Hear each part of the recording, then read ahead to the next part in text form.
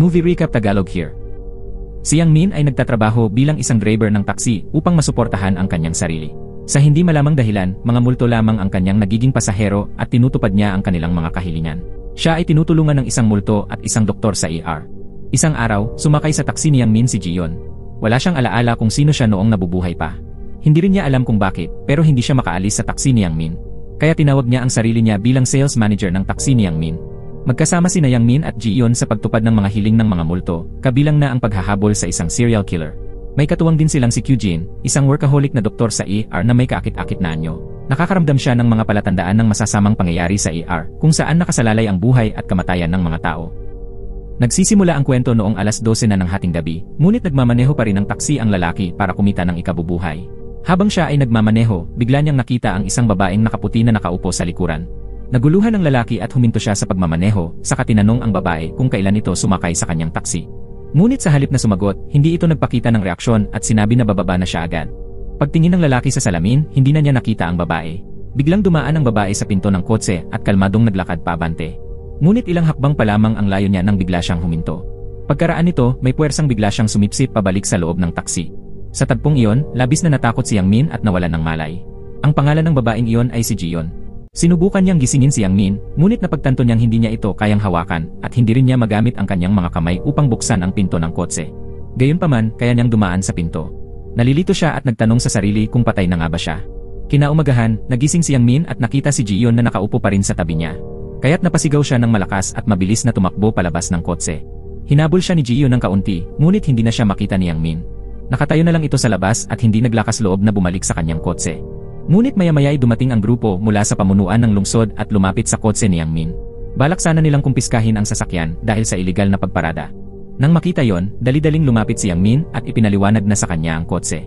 Pagkatapos, hiniling niya na silipin ng mga tauhan kung may tao sa loob ng taksi. Binuksan ng mga tauhan ang pinto ngunit wala silang nakita. Ipinabatid nila ito kay Yang Min. Matapos marinig yon, nakahina ng maluwag si Yang Min at muling pumasok sa kanyang kotse. Ngunit pagpasok niya, nandoon pa rin si Jiyon. Bagamat takot na takot si Yang Min, sinubukan pa rin niyang umupo at makipag-usap kay Jiyon. Sinabi ng babae na hindi niya maalala kung sino siya at nakalimutan na ang lahat. Tinanong ni Jiyon si Yang Min kung kilala siya nito. Ngunit mabilis itong tumanggi dahil iyon ang unang pagkakataon na nakita niya ang babae.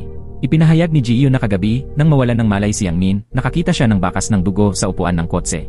Dahil dito, inisip niya na baka si Yang Min ang pumatay sa kanya. Ngunit ipinakita ni Yang Min ang record mula sa dashcam ng kotse. Kitang-kita sa video na ang mga babaeng pasahero kagabi ay nagkalat ng peking dugong gamit sa make-up sa upuan. Hiniling ni Yang Min kay Jiyon na bumaba na agad ng kotse. Ngunit sinabi nito na hindi siya makalabas. Kaya sinubukan niyang lumabas upang ipakita yon kay Yang Min. Nang makalakad siya ng ilang hakbang paabante, naharang siya ng isang di nakikitang pader. At muli, bigla siyang hinigop pabalik sa loob ng taksi. Galit siyang napasigaw dahil hindi siya makalabas sa kotse. Napagtanto ni Yang Min na oras na para sunduin ang isa sa kanyang regular na pasahero. Kaya't minaneho niya ang taksi papunta roon. Pagkasakay ng pasahero, nakaupo rin si Jiyon sa harapang upuan. Ngunit nang makalayo pa lamang ng kaunti ang kotse, biglang nakaramdam ng matinding pananakit ng tiyan ang pasahero. Agad niyang hiniling kay Yang Min na ihinto ang sasakyan. Pagkababa ng pasahero, bigla siyang gumaan ang pakiramdam. Sinabi ng pasahero na tila may nakakatakot na bagay sa loob ng taksi ni Yang Min, dahilan upang hindi na niya kayaning manatili pa roon. Humingi siya ng paumanhin kay Yang Min at agad na umalis. Masyado ng gabi, ngunit hindi pa rin makakuha ng pasahero si Yang Min. Kung magpapatuloy ito, saan siya kukuha ng pera pambayad sa kanyang utang?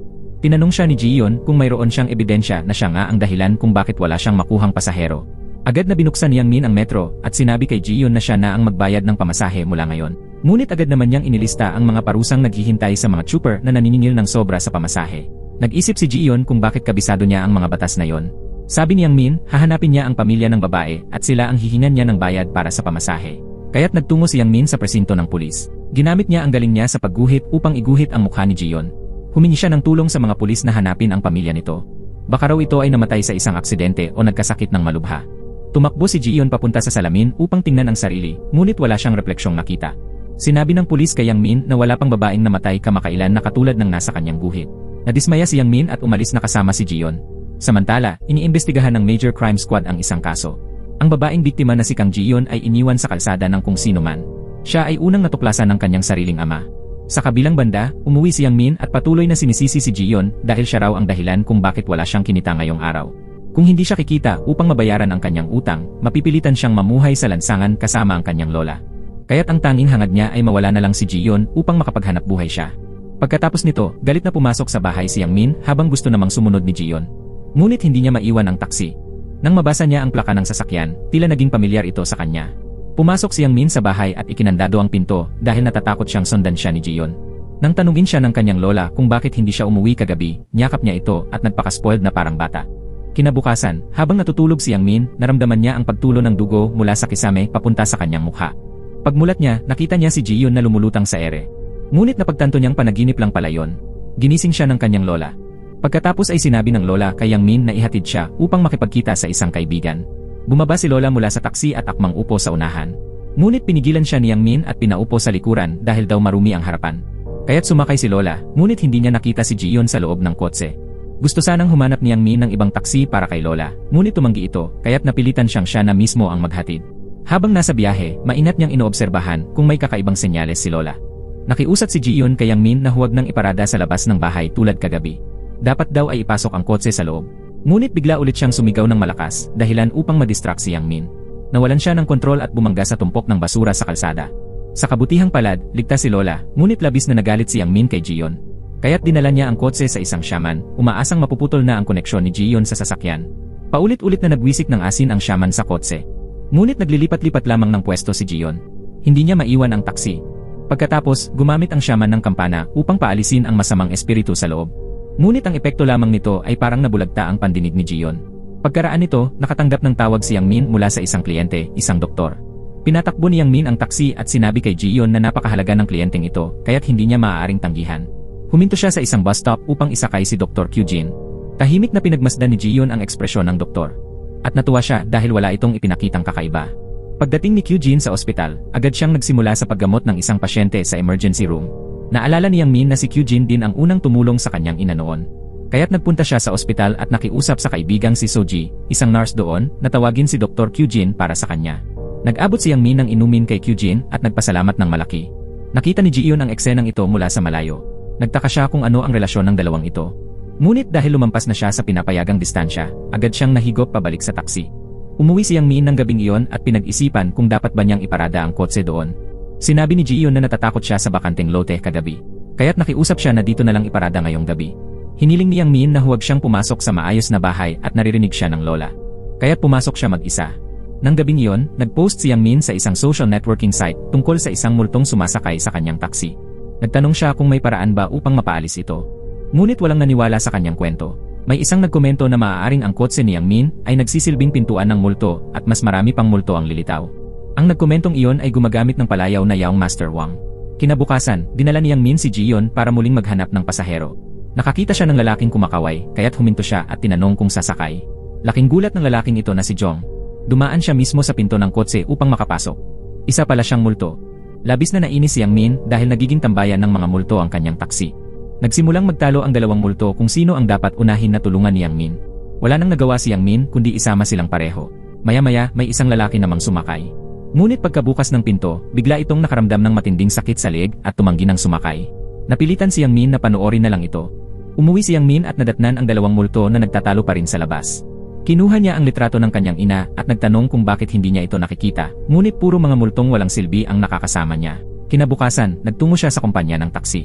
Sumunod sa kanya sina Jiyon at Jong. Nakiusap sila na tulungan sila ni Yang Min na matupad ang kanilang hiling. Ngunit hindi pa rin niya sila pinansin.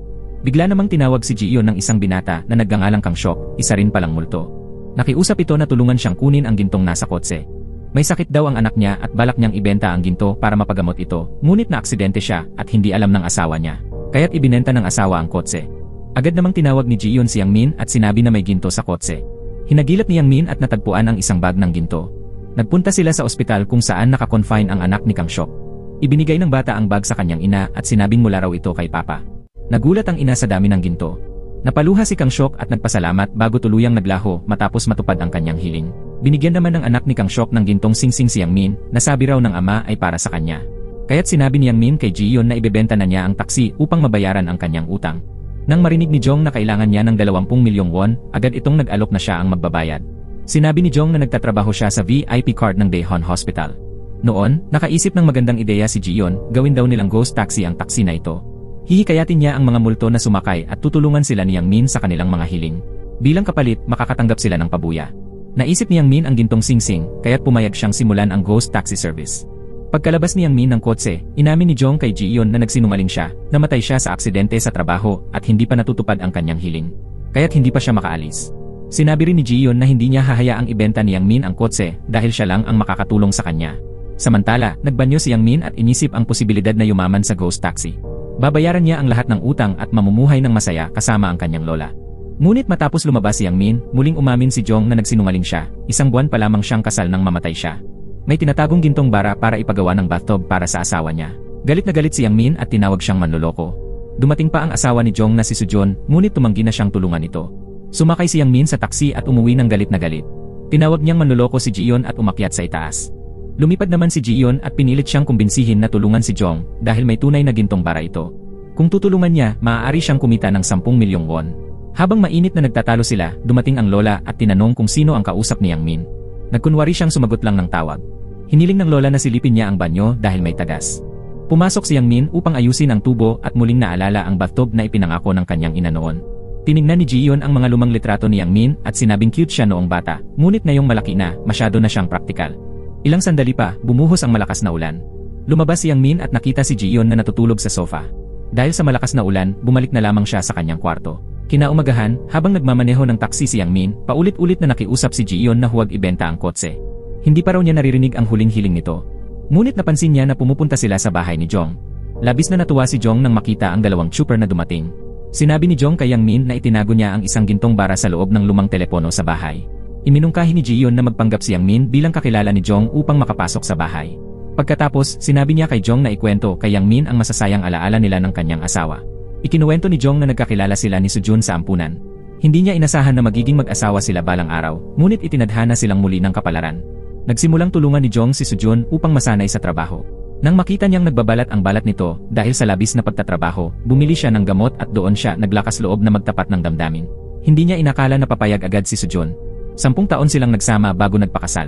Ngunit 1 buwan lamang pagkatapos ng kasal, napahiwalay sila dahil sa kamatayan. Kaya't sinabi ni Ji-yeon kay Yang Min na makipagkita kay Sujun at magpanggap bilang pinsan ng matalik na kaibigan ni Jong. Kumatok si Yang Min sa pintuan ng apartment ni Sujun at ipinakilala ang sarili gaya ng itinuro ni Ji-yeon. Pagbukas ni Sujun ng pinto, nagpanggap siyang umiiyak at sinabi na bago mamatay si Jong, ipinakiusap nito na ayusin muli ang banyo dahil matagal nang gusto ni Sujun ang bagong banyo. Ngunit bigla itong nawala. Nang makita ni Sujun si Yang Min na umiiyak, pinapasok niya ito sa bahay. Pinlano nilang tatlo na lituhin si Sujun upang makahanap ng pagkakataon si Yang Min na hanapin ang gintong bara. Humiling si Yang Min kay Sujun na ipakita ang kontrata ng inuupahang bahay upang makita kung may probisyong pumapayag sa pagpaparenovate. Narinig ito ni Sujun kaya tumayo siya upang hanapin ang kontrata. Sinundan siya ni Ji-yeon upang bantayan habang inakay ni Jong si Yang Min upang hanapin ang telepono. Sinunod ni Yang Min ang direksyon ni Jong at nakita ang telepono. Ngunit nang buksan niya ito, wala roon ang gintong bara. Sa parehong oras, nahanap na rin ni Sujun ang kontrata. Sumigaw si Ji-yeon upang balaan ang dalawa. Ipinakita ni Sujun ang kontrata kay Yang Min at sinabing wala siyang kakayahang magpa-renovate ng bahay. Ngunit agad namang sinabi ni Yang Min na siya ang may pera. Bagamat hindi nakita ang ginto sa telepono, naalala ni Jong na inilipat niya ito sa loob ng aircon. Binuksan ni Yang Min ang aircon at doon niya natagpuan ang gintong bara. Sinabi rin niya na pinapahintulutan ng kontrata ang pagkukumpuni ng banyo. Dumating ang tawag mula sa kumpanya ng insurance kay Sujun na maaari na siyang tumanggap ng kabayaran para kay Jong. Dinala ni Yang Min si Sujun sa ospital kung saan dati siyang nagtatrabaho upang talakayin ito. Pagbaba ni Sujun, bigla siyang nahilo at natumba. Gustong sumunod ni Ji-yeon ngunit nahigop siya pabalik sa taksi, kaya't naiwan siyang mag-isa. Samantala, dumating ang 2 pulis sa bahay at nakausap ang lola ni Yang Min. Nagsasagawa sila ng investigasyon tungkol sa pagkamatay ng ina ni Yang Min. Tinanong siya ni Chang-suk kung sino ang nagdala ng taksi sa bahay matapos masagasaan ang ina ni Yang Min dahil nakita nila ito sa mall noong araw ng aksidente. Sabi ni Lola, matapos ang libing ng ina ni Yang Min, nakita na lamang niya ang taksi sa bakuran at inakala niyang ibinalik iyon ng pulisya. Nang tanungin kung may kakaiba sa kotse, agad niyang tinawagan si Yang Min. Naalala ni Yang Min na noong araw ng aksidente, may nawawala sa kotse, ang black box. Sa parehong oras, lumabas din ang insurance agent upang makipagkita kay Sujun. Kaya't mabilis na nagpaalam si Yang Min kay Lola. Ipinahayag din ni Lola kay Chang-suk na nawawala ang black box pagkatapos ng aksidente. Kinumpirma ng kasama ni Chang-suk na hindi kailanman na ibalik ng pulisya ang taksi sa pamilya ng biktima. Ipinabatid ng insurance agent kay Sujun na ang kompensasyon para sa aksidente ni Jong ay 300 milyong won. Sa sandaling iyon, lumabas ang isang babae at isang matandang lalaki. Ang babae na si Do-sik ay nagpakilalang tunay na ina ni Jong. Umiyak siya ng malakas para sa kanyang anak. Sinabi ni Jong kay Yang Min na iniwan siya noong bata pa siya, kaya't hindi niya maalala ang kanyang ina. Ipinaliwanag ng insurance agent na walang record ng ina si Jong. Agad na ipinakita ng matandang lalaki ang mga papeles na nagpapatunay na si Do-sik na ang tunay na ina ni Jong. Ikinwento naman ni Do-sik na nang siya'y makulong, iniwan niya si Jong sa ampunan at ang perang naipon niya ay para sa anak. Binuksan ni Sujun ang libro ng insurance at nakita ang larawan ni Jong noong bata pa. Nang makita yon ng mag-asawa, nagsimula silang maniwala na si Do-sik nga ang ina. Nang lumabas si Sujun kasama ang matandang babae, inanyayahan siya ni Do-sik na dalawin ang abo ng kanyang anak. Sumama si Yang Min at dinala siya sa puntod ni Jong. Nag-alay si Do-sik ng kiwi. Agad sinabi ni Sujun na hindi kailanman kumain ng kiwi ang kanyang asawa. Sabi rin ni Jong kay Yang Min na allergic siya dito simula pagkabata. Umupo si Do-sik at nagsimulang makipag-usap kay Sujun. Sinadya niyang itanong tungkol sa marriage registration. Tapat namang sumagot si Sujun na hindi pa sila nakakapagparehistro upang masulit ang benepisyo para sa mga bagong kasal at makabili ng murang apartment. Natuwa si Do-sik sa narinig. Maya-maya, tumawag ang insurance agent kay Sujun at ipinaalam na si Do-sik ang tatanggap ng kompensasyon. Pinaliwanag na tumawag si Do-sik upang ipabatid na hindi nakarehistro ang kasal nila. Labis na nagalit si Jong nang marinig na pera lamang ang pakay ni Do-sik. Sumakay ito sa kotse at sinabi sa matanda na kinukwento raw ng tunay na ina ni Jong ang tungkol dito araw-araw sa kulungan, kaya't kabisado niya ang mga detalye. Kaya niya nakuha ang 300 milyong won. Kinagabihan, inihatid ni Yang Min si Sujun pauwi at umalis sila ni Jiyon. Pag-uwi nila, sinabi ni Yang Min kay Jiyon na hindi siya naniniwalang ina ni Jong si Do-sik dahil allergic din siya sa kiwi at palaging nag-aalala ang kanyang ina tungkol dito.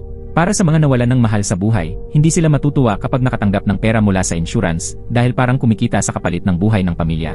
Sabi pa ni Yang Min, kung tunay na ina siya, hindi niya babanggitin yon bilang regalo.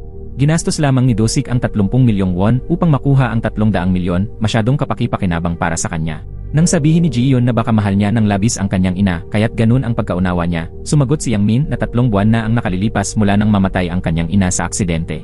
Ngunit hanggang ngayon, hindi pa rin natutukoy ng pulisya ang salarin. Kinabukasan, tumawag si Yang Min kay Soji upang kunin ang address ni Do-sik. Kasama si Jiyon, nagtungo sila roon at kumatok. Walang sumagot sa loob. Naalala ni Yang Min ang numerong nakaukit sa urn ng mga labi ni Jong, kaya't nabuksan niya ang pinto. Dahan-dahan silang pumasok. Natagpuan nila ang larawan ni Do-sik kasama ang isa pang babae. Malamang ito ang tunay na ina ni Jong. Ipinakita ni Yang Min ang larawan kay Jong. Ngunit hindi niya matiyak kung siya nga iyon. Naalala niya lamang na noong dinala siya ng ina sa ampunan, may peklat ito sa kanang kamay. Ang peklat na yon ay kapareho ng nasa babae sa litrato. Sinabi ni Yang Min kay Sujun na maaaring hindi si Do-sik ang ina ni Jong dahil ayon sa alaala, may peklat ang ina niya sa kanang kamay. Ngunit palaging nakaglove si Do-sik kaya't hindi masiguro. Kahit pa bumalik ang tunay na ina, hindi siya karapat-dapat sa insurance money, ang asawa lamang na laging nasa tabi ang karapat-dapat. Umiyak si Sujun at sinabi na kung nabubuhay pa si Jong at nakita ang lahat ng ito, tiyak na malulungkot siya. Hiniling ni Yang Min na makipag-ugnayan siya sa insurance agent para mag-ayos ng pagpupulong. Pagkatapos, nagtungo silang lahat sa ospital. Hiningi ng insurance agent kay Do-sik na ilagay ang kanyang fingerprint para makumpleto ang proseso ng claim. Inalis ni Do-sik ang kanyang guwantes. Totoo ngang may peklat siya, ngunit nasa kaliwang kamay. Kinuha ni Yang Min ang kanyang kanang kamay at inalis ang guwantes. Doon ay nakita rin niya ang peklat sa likod ng kanang kamay nito. Matapos mailagay ang fingerprint ni Do-sik, napansin ng insurance agent na napakapeke ng fingerprint niya. Hindi iyon pwedeng makumpirma. Nang marinig ito ni Do-sik, napagtanto niyang gustong ipakumpara ni Sujun ang fingerprint niya sa kanyang ID. Agad siyang nagalit at tinanong si Sujun. Tinanong din ni Do-sik si Yang Min kung siya ba ay kasintahan ni Sujun. Pagkatapos ay binunot niya ang ilang buhok upang gamitin daw ni Sujun sa DNA test. Ngunit paano mapatutunayan iyon kung patay na si Jong? Labis na nabigla si Sujun at nawalan ng malay sa ugali ni Do-sik. Ipinahayag naman ni Dr. Kyu Jin-chok na 3 buwang buntis si Sujun. Tinanong ni Sujun kung pwedeng gamitin ang DNA ng sanggol para sa kumpirmasyon. Sabi ni Jiyon, ipinagbabawal iyon ng batas sa Korea. Kaya sinabi ni Yang Min kay Sujun na makakasama sa bata ang DNA testing. Nang marinig ito, sinabi ni Sujun na hindi na niya yon gagawin. Habang nagpapahinga sina Sujun at Yang Min sa labas, lumapit si Do-sik at sinabing hindi kay Jong ang bata sa kanyang sinapupunan. Masakit itong marinig para kay Sujun kaya tumayo siya at umalis. Pinigilan ni Yang Min si Do-sik na sundan ito at sinabi niyang ipapakita niya sa lahat ang kanyang tunay na pagkatao. Sinabi ni Sujun na hindi na niya kailangan ng pera mula sa kompensasyon, basta't huwag na lamang siyang gambalain ni Do-sik. Ang tanging hiling niya ay maging ligtas ang kanyang anak. Umuwi si Jiyon at sinabi kay Yang Min na may 2 na lamang silang araw. Kung hindi, makukuha ni Do-sik ang pera at tatakas. Ngunit sinabi ni Yang Min na kailangan muna niyang gawin ang bathtub na ipinangako ni Jong bago ang lahat. Kinabukasan, kasama ang 2 kaibigan, nagtungo siya sa bahay ni Sujun upang mag-install ng bathtub. Napansin ni Jiyon sa mesa ang isang gift card na napanalunan ni Jong mula sa ospital. Ipinatawag niya si Yang Min upang makita yon. Samantala, naghahanda si Do-sik at ang kanyang kasintahan upang kunin ang insurance money ni Jong sa ospital. Hiningi ng insurance agent ang kanyang pirma at saka ibibigay ang pera. Biglang dumating si Yang Min dala ang isang set ng dokumento. Kinuha ni Do-sik ang mga papel at tiningnan ito. Nakasaad doon na 98% magkaiba ang DNA nila ni Jong. Ibig sabihin, wala silang relasyon sa dugo, at mapupunta ang insurance money kay Sujon. Nagulat si Dusik at tinanong si Yang Min kung saan siya nakakuha ng DNA ni Jong para sa test. Sagot ni Yang Min, bago namatay si Jong, mayroon na siyang DNA card mula sa ospital na ito. Noong isang araw, nang magbigay si Dusik ng buhok, ginamit niya ito upang ikumpara sa DNA ni Jong. Malakas na sinabi ni Sujun na kakasuhan niya si Dusik ng panlilinlang. Dahil sa takot, mabilis na tumakas si Dusik kasama ang kanyang kasintahan. Agad silang hinabol ni Yang Min ngunit nakataka sila. Sinabi naman ni Sujun kay Yang Min na hawak na ng pulisya ang kaso ng pandaraya. Kinagabihan, sinabi ni Ji-yoon kay Yang Min na si Sujun ang dahilan kung bakit nananatili pa rin si Jong sa mundo ng mga tao. At marahil, siya rin ay may dahilan kung bakit hindi pa rin siya makalaya. Tiyak na may dahilan kung bakit sila nagtagpo ni Yang Min. Nagkatitigan silang dalawa ng matagal. Pagkatapos, hiniling ni Ji-yoon na mag-high five sila upang ipagdiwang ang kanilang tagumpay. Ngunit hindi nila mahawakan ang isa't isa. Biglang napansin ni Yang Min na suot ni Ji-yoon ang tali ng buhok na ibinigay niya noon sa kanyang ina. Sa oras na yon, tinawag siya ni Sujun dahil nakita siyang nakatayo at tila nakikipag-usap mag-isa. Pagkatapos, inihatid ni Yang Min si Sujun pauwi. Sinabi ni Sujun na pakiramdam niya si Yang Min ang isinugo ni Jong upang tulungan siya. Nagpasalamat siya kay Yang Min at pumasok sa bahay. Sumunod naman si Jong sa kanya papasok. Pagdating nila, napansin ni Sujun na bukas ang kanyang pinto. Suriin ni Yang Min ang kotse at nakita niyang naiwan ni Sujun ang mga passbook ng ipon na ibinigay noon ni Dusik. Ngunit ang totoo, iniwan niyon ng tunay na ina ni Jong. Biglang bumaba si Jong at sinabing tulungan ni Yang Min ang kanyang asawa. Kinokontrol na ni Dusik at ng kanyang kasintahan si Sujun upang makuha muli ang mga passbook. Agad na tumakbo si Yang Min ngunit nakalok ang pinto mula sa loob. Gumamit ng kutsilyo ang dalawang manloloko upang takutin si Sujun na isauli ang passbook. Ngunit sinabi niyang iniwan niya yon sa ilalim ng taksi. Luhod siyang nakiusap na huwag saktan ang kanyang anak. Walang nagawa si Jong kundi panoorin ito nang walang magawa. Sinubukan niyang basagin ang lock para makapasok si Yang Min ngunit wala siyang epekto. Biglang nagkaroon si Jong ng kakaibang lakas at nabasag ang lock. Pumasok si Yang Min at pinabagsak ang manloloko. Naaresto ng pulisya ang dalawang manloloko. Hiniling ni Ji-yoon kay Jong na magpaalam ng huli sa kanyang asawa. Doon sinabi rin ni Yang Min kay Sujun ang totoo. Ipinahayag niya na si Jong ay nakaupo ngayon sa tabi niya. Nagsimulang ikwento ni Yang Min ang mga sinasabi ni Jong sa kanyang asawa. Noong una, sinabi ni Jong na kung magkakaroon siya ng anak, papangalanan niya itong Baeyon. Ngunit lagi namang sinasabi ni Sujun na hindi magandang pangalan yon. Nang marinig ito ni Sujun, naniwala siyang naroon nga ang kanyang asawa. Luhaan, sinabi ni Jong na ipangalan nila ang bata ng Baeyon at palagi siyang magbabantay sa mag-ina. Umiyak si Sujun at sinabing gusto na rin niya ang pangalang Baeyon. Humingi ng tawad si Jong dahil iniwan niya si Sujun ng mag-isa. Ngunit hindi naman nadarama ni Sujun ang kalungkutan dahil mayroon na siyang anak na makakasama. Nadama ni Ji-yoon ang matinding emosyon at napaluha rin siya. Sa oras na yon, tumayo si Jong at naglaho dahil natupad na ang kanyang huling hiling. Pag-uwi ni Yang Min, nagsimula siyang maghanap sa silid ng kanyang ina. Hinahanap niya ang tali ng buhok na ibinigay niya rito noong bata pa siya. Nang pumasok ang kanyang lola, alam niyang iyon ang hinahanap ni Yang Min kaya inilabas niya ang cellphone ng kanyang anak. Ipinakita niya kay Yang Min ang litrato ng tali ng buhok ng kanyang ina na may nakasabit na larawang taxi. Maging ang mga salitang nakaukit sa taxi ay kapareho ng nasa tali ng buhok na suot ni Ji-yoon. Pagkatapos, nadiskubre ng lola ang isang larawan kung saan kasama ng ina ni Yang Min ang isang napakagandang babae, at iyon ay si Ji-yoon. Lubos itong ikinagulat ni Yang Min.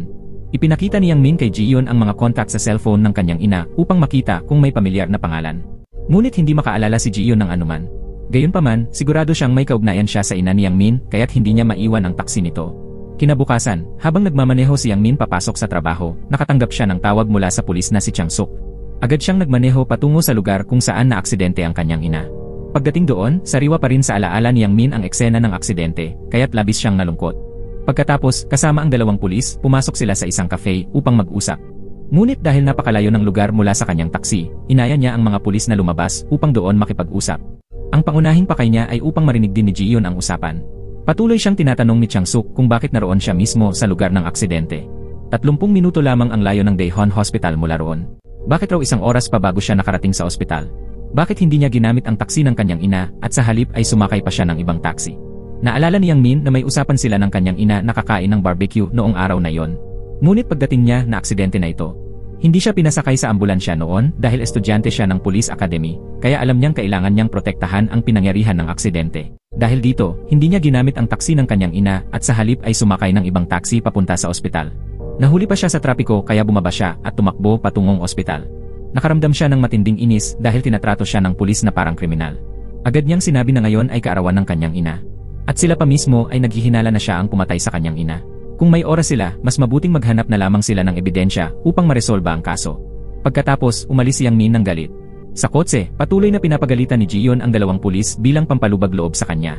Maya-maya, nakatanggap si Yang Min ng tawag mula sa kanyang lola na nagpapaalala na magdala siya ng bulaklak para sa kanyang ina. Pumunta siya sa sementeryo upang ialay ang bulaklak. Nakita ni Ji-yeon ang larawan ng kanyang ina at sinabi niyang napakaganda nito. Sinabi ni Yang Min na mahilig din magsalita ang kanyang ina, kaya siya naging driver ng taxi upang makipag-usap sa mga pasahero. Sa oras na yon, may isang paparazzi na palihim na kumukuha ng litrato kay Yang Min. Samantala, tumawag ang lola upang imbitahan si Soji na pumunta sa kanilang bahay. Nangako siya na magluluto ng seafood scallion pancake para ipatikim dito. Nangako rin si Soji na pupunta siya upang tikman ang pancake. Pinayuhan din niya ang lola na huwag kalimutang inumin sa oras ang gamot para sa diabetes. Gustong-gusto talaga ng lola si Soji at nais niyang siya ang maging kasintahan ng kanyang apo. Samantala, sa ospital, may isang estudyante na naaksidente ng malubha at dinala sa emergency room. Agad na nagsagawa ng first aid si Kyujin sa estudyante. Ipinabatid ni Kyujin sa ina ng estudyante na hindi malubha ang kalagayan ng bata. Ngunit biglang lumabas si Nurse Soji at sinabing bumalik agad si Kyujin sa emergency room. Pagpasok niya, agad niyang itinulak si Nurse Jiangsu na nagbibigay ng first aid sa pasyente. Sinubukan ni Kyujin na magsagawa ng CPR, ngunit hindi ito naging epektibo. Naipasok na rin ang gamot sa katawan ng pasyente. Pagkatapos, yumuko si Kyujin at lumabas ng silid. Ipinahayag niya sa ina ng pasyente na namatay ang kanyang anak. Kinagabihan, habang nagmamaneho si Yang Min, may isang lasing na customer na nagngangalang Wang Song na tumawag ng taxi. Nang sumakay ito sa unahan, agad na lumipat si Ji-yeon sa likurang upuan. Dinala ni Yang Min si Wang Song sa lugar na hinihingi nito. Biglang kumislap ang mga mata ni Wang Song. Ginamit niya ang isang kamay upang haplusin ang hita ni Yang Min, ngunit agad namang pinigil ni Yang Min ang kamay nito gamit ang kabilang braso. Nakipag-usap si Wang Song sa isa pang personalidad sa kanyang katawan at sinabing hindi siya maaaring gumawa ng kahit anong kalaswaan dahil may babaeng pasahero sa likuran. Narinig yun ni Yang Min kaya agad siyang huminto. Tinanong niya kung talagang nakikita ni Wang Song si Ji-yeon. Tuwang-tuwa si Ji-yeon na mayroon pang isang buhay na tao na nakakakita sa kanya. Sinabi ni Wang Song na nabasa na niya ang tungkol sa kwentong taxi at multo. Doon napagtanto ni Yang Min na si Wang Song pala ang gumagamit ng palayaw na Wang Dandy na nagkomento sa kanyang post. Sinabi ni Wang Song na tutulungan niya si Yang Min na paalisin ang multo. Kumuha siya ng agimat at idinikit ito sa taxi, ngunit natuklasan niyang hindi galing sa taxi si Ji-yeon. Idinikit niya ulit ang agimat sa noo ni Yang Min, ngunit hindi pa rin nawala si Ji-yeon. Sinabihan ni Wang Song si Ji-yeon na bumalik na sa kanyang pinagmulan. Nais pa sana niyang idikit ang agimat kay Ji-yeon, pero agad siyang pinigilan ni Yang Min at binalaan siyang irereklamo sa pulis para sa panghahalay. Ibinigay na lamang ni Wang Song ang kanyang business card at sinabing kailangan talagang mawala si Ji-yeon upang muling makasakay ang mga pasahero sa taxi ni Yang Min. Doon lamang siya muling kikita ng malaki. Pagkatapos, umalis si Wang Song. Sinubukan ni Yang Min na maghanap. Gusto niyang malaman kung aling gamit sa kotse ang pumipigil kay Ji-yeon. Kinuha niya ang libro at lumayo, ngunit hindi gumalaw si Ji-yeon. Kinuha niya ang telepono at lumayo, dahilan upang mahila si Ji-yeon at mapalapit hanggang sa magdikit ang kanilang mga labi. Pareho silang labis na nahiya at medyo natigilan. Habang nagmamaneho, napatingin si Yang Min sa mapulang labi ni Ji-yeon. Kapwa sila nagkailang. Noon nila napagtanto na ang telepono pala ang nakaugnay kay Ji-yeon. Ngunit nakalok ito kaya hindi nila mabuksan. Sabi ni Ji-yeon, marahil hindi kanya yon dahil masyado nang luma. Papunta sana si Yang Min sa convenience store upang bumili ng inumin nang biglang maglaho si Ji-yeon dahil nawala ng baterya ang telepono. Hinahanap ni Yang Min si Ji-yeon sa kotse, ngunit wala na siya roon at patay na ang telepono. Humiram siya ng charger sa isang empleyado ng supermarket, ngunit luma ang telepono at mahirap makahanap ng tugmang charger. Habang nag-iisip siya, may lasing na pasaherong sumakay kaya dinala niya ito pauwi. Samantala, si Ji-yeon ay nakatayo sa isang madilim na bangin na parang impyerno. Paulit-ulit niyang tinatawag si Yang Min upang iligtas siya. Ngayon, dagsa ang pasahero ni Yang Min. Pagkababa ng isa, may sumasakay agad kaya abala ang taxi buong gabi. Naalala niya ang sinabi ni Wang Song na kailangang mawala si Ji-yeon upang may makasakay na customer. Kinuha niya ang telepono at inilagay sa kompartimento ng kotse. Kinabukasan, tila malalim ang iniisip ni Yang Min. Sinabi ng lola niya na kagabi ay nagsasalita siya habang natutulog.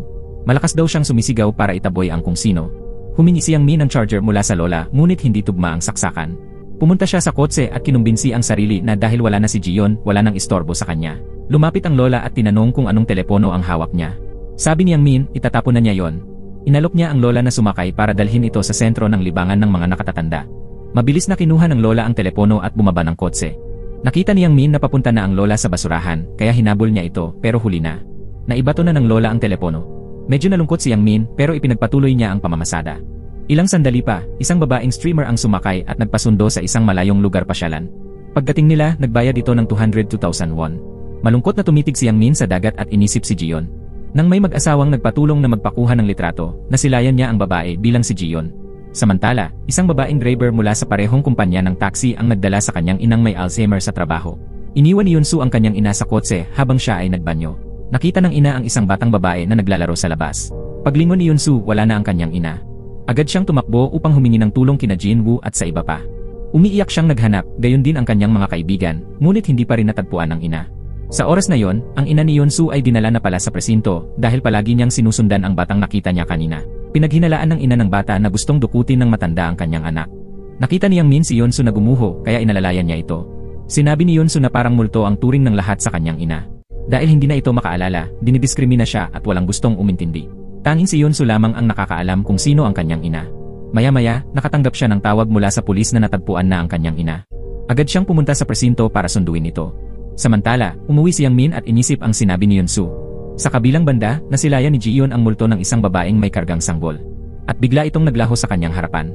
Kinabukasan, pinabuksan ni Yang Min ang basurahan upang kunin muli ang telepono. Tumakbo siya sa lahat ng tindahan ng cellphone upang bumili ng charger, ngunit wala siyang makita. Sa mga oras na yon, si Ji-yeon ay nakahandusay at hirap na humihinga dahil sa matinding kawalan ng pag-asa. Kinuhaan ng litrato ni Yang Min ang saksakan ng telepono at ipinost online upang makabili. Nakahanap siya ng tamang charger. Nang maisaksak ito, bumalik si Ji-yeon at napahiga sa mga bisig ni Yang Min. Nagpasalamat siya sa pagliligtas ng kanyang buhay, ngunit sinabi ni Yang Min na magbayad siya ng 50,000 won, ang halagang ginastos niya sa charger. Hindi makapaniwala si Ji-yeon na gumastos siya ng ganoon kalaki para lang sa charger. Habang nagmamaneho, ikinuwento ni Ji-yeon ang nakakatakot niyang karanasan sa dilim. Pagkatapos, may isang lalaking sumakay ngunit bigla itong inatake ng matinding sakit ng tiyan at bumaba agad. Tinanong ni Ji-yeon ang tungkol sa mga pindutan sa taxi. Pinindot niya ang fare button at nalaman niyang kumita si Yang Min ng 680,000 won kahapon. Dumating na naman ang mensahe mula sa bangko na humihingi ng bayad sa interes.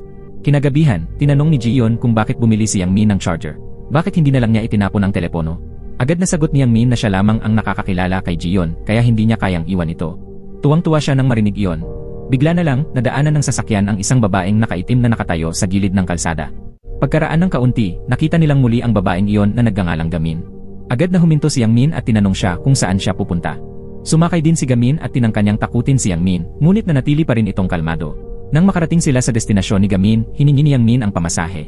Sagot ni Gamin, kung mahuli siya nito, saka lamang siya magbabayad. Tinangka niyang tumakas ngunit napigilan siya ni Ji-yeon. Patuloy na naniningil sina Ji-yeon at Yang Min ng pamasahe. Sinabi ni Gamin na kakaiba ang paraan nila ng pagnenegosyo, kaya ipapakita niya na lang sa kanila ang isang lugar na maraming multo bilang kapalit ng pamasahe. Dahil abala pa raw siya, magpapakilala na lang muna siya ng isa pang multo na magdadala sa kanila roon. Pagkawala ni Gamin, lumitaw ang isang taong nagngangalang Mirei. Dinala niya ang dalawa sa isang terminal ng bus. Sabi ni Mirei, hindi lumalabas ang mga multo sa gabi, kaya pinayuhan niya silang bumalik sa araw kung kailan dagsa ang mga ito. Kinaumagahan, ginising ni Ji-yeon si Yang Min upang pumunta sa terminal ng bus at sinimulan nila ang serbisyo ng ghost taxi. Pagdating nila, napakaraming multo ang lumitaw doon. Pinapila ni Ji-yeon ang mga multo. Pagkatapos, ipinakilala niya ang serbisyo ng ghost taxi na tumutupad ng mga kahilingan. Ngunit matapos niyang kapanayamin ang maraming multo, napagtanto nilang sobrang imposible ng mga kahilingan kumpara sa kakayahan ni Yang Min. Sinabi ni Ji-yeon na dapat kumita si Yang Min ng higit sa 680,000 won. Sa oras na yon, lumapit ang isang lalaking nakasalamin na nagpakilalang Shinwoo. Dati raw silang magkaeskwela sa high school ni Ji-yeon. Labis na natuwa si Ji-yeon nang marinig iyon dahil sa wakas may nakakaalala ng kanyang tunay na pangalan. Dinala ni Shinwoo sina Ji-yeon at Yang Min sa dati niyang coffee shop. Hiniling niyang ilabas ni Yang Min ang mga litrato ni Ji-yeon. Itinuro niya ang isang babae at sinabing ito ang matalik na kaibigan ni Ji-yeon. Nakita raw niya ang babaeng iyon sa madilim na impyerno.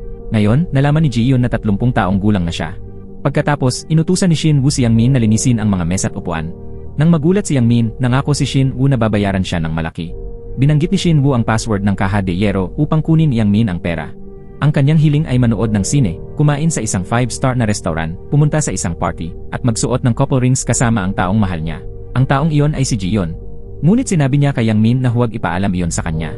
Kaya nagsimula ng maglinis si Yang Min. Habang masayang nag-uusap sina Shinwoo at Ji-yeon, nakita ni Yang Min ang litrato at tila naiinis siya. Nang sila'y umalis, tinanong ni Ji-yeon kung ilang taon na siya. Nang sabihing 26 lang siya, agad niyang pinaalalahanan si Yang Min na tawagin siyang ate. Ngunit iginigiit ni Yang Min na manatili sa dati nilang pagtawag. Pumunta sila sa high school na pinasukan noon ni Ji-yeon at nakita nila ang litrato niyang nanalo sa isang fencing tournament. Kinabukasan, palihim na nagpunta si Yang Min kay Wang Song. Tinanong niya kung paano gumawa ng junk clothes para sa mga multo. Ngunit hiningi muna ni Wang Song ang ebidensya ng pamumolestya sa taxi bago siya sumagot.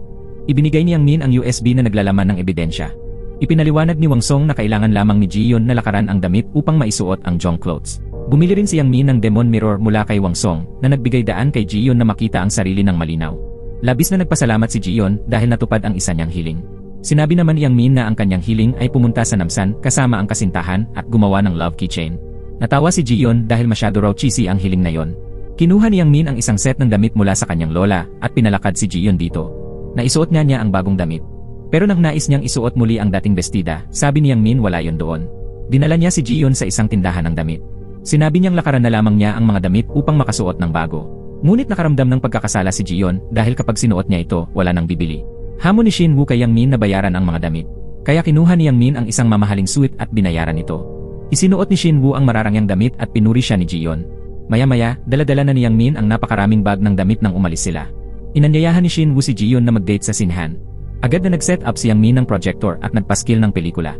Nagalit si Shinwoo dahil sobrang simple ng sinihan. Sumagot si Yang Min na gumastos na siya ng 1,000,000 won sa pamimili kaya ito na lamang ang natira. Nang marinig iyon, pumayag si Shinwoo na dito na lang. Paglabas ni Jiyon, agad pinatugtog ni Yang Min ang isang romantic movie para sa dalawa. Naiwan niya ang telepono sa mesa at umalis ng galit. Naramdaman din ni Jiyon na tila may tampo si Yang Min sa kanya.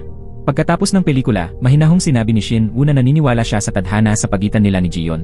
Ilang sandali pa, habang nagmamaneho pa uwi si Yang Min, tinanong niya si Jiyon kung naniniwala ba siya sa tadhana kasama si Shinwoo. Sagot niya, ang muling pagkikita ng mga nawalang kaibigan ay tunay na tadhana. Galit na sagot ni Yang Min, ang multong sumasakay sa taxi, tadhana rin ba yon? At dahil sa sobrang inis, mabilis siyang nagmaneho. Kinabukasan, nais ni Shinwoo na mag-date sa isang 5-star na restaurant kasama si Jiyon. Kaya agad na naghanda si Yang Min ng isang 5-star style banquet sa kanilang bahay at nag-order ng pagkain mula sa restaurant. Nang humiling si Shinwoo ng romantic music, binuksan ni Yang Min ang musika sa kanyang telepono. Inimbitahan din niya ang kanyang lola upang kumain dahil hindi naman makakakain sina Shinwoo at Jiyon. Inanyayahan ni Shinwoo si Jiyon na amuyin ang alak kasama siya. Nagalit si Yang Min nang makita ang dalawa na halos magdikit ang mga mukha. Kaya pinakanta niya ang kanyang lola. Nais pa sanang basahin ni Shinwoo ang tula ni Jiyon. Ang kanilang pagiging malapit ay lalo lamang nagpagalit kay Yang Min. Nagulat ang lola nang makita ang ekspresyon ng kanyang apo. Pagkatapos, inihatid ni Yang Min pauwi si Shinwoo. Sinabi ni Shinwoo na ang kanyang huling hiling ay magsuot ng couple ring kasama si Jiyon. Kapag sinuot nila ito, pareho silang maliligtas. Labis na nataranta si Yang Min nang marinig iyon. Makalipas ang ilang sandali, umuwi siya ngunit tumangging pumasok ng bahay.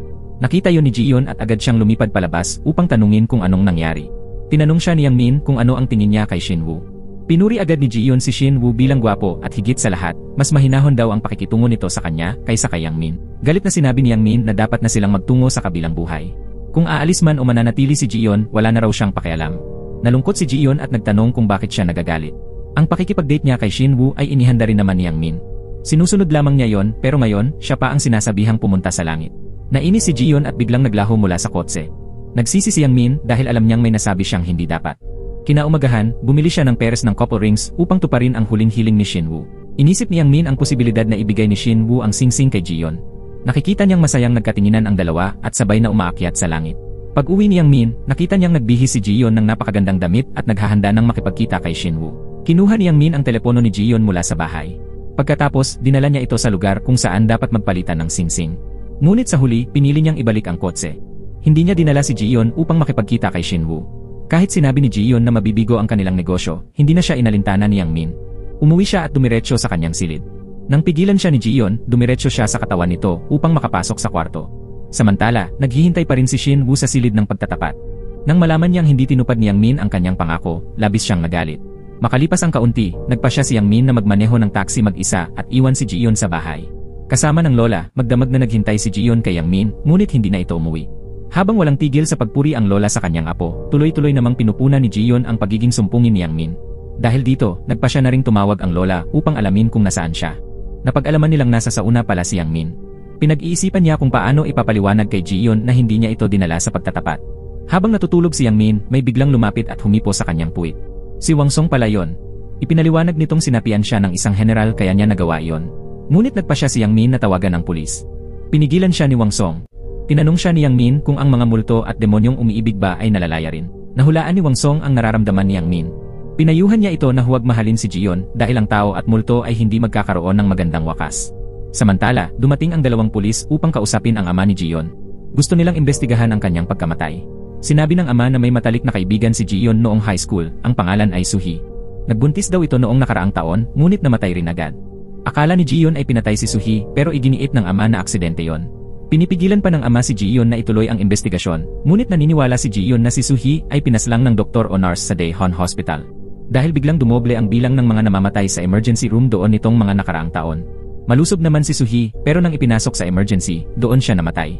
Sinubukan pang kumbinsihin ng ama si Ji-yeon na tanggapin ang konklusyon ng pulisya, ngunit iginiit nito na pinaghirapan ni Soo-hee ang pagbubuntis kaya hindi niya maaaring isuko ang kaso. Kinabukasan, paulit-ulit na tinatawagan ng lola si Yang Min, ngunit hindi ito sumasagot. Akala ng lola, kasama niya si Soo-ji kagabi at tuwang-tuwa siya. Tinawagan niya si Soo-ji at nalaman niyang magkasama nga sila ni Yang Min. Pumasok si Ji-yeon sa silid ni Yang Min at nakita ang isang larawan nila ni Soo-ji noong high school. Napansin niyang hindi pa rin nakasaksak ang cellphone ni Yang Min, kaya sinisi niya ito na inuuna ang love life kaysa sa kanya.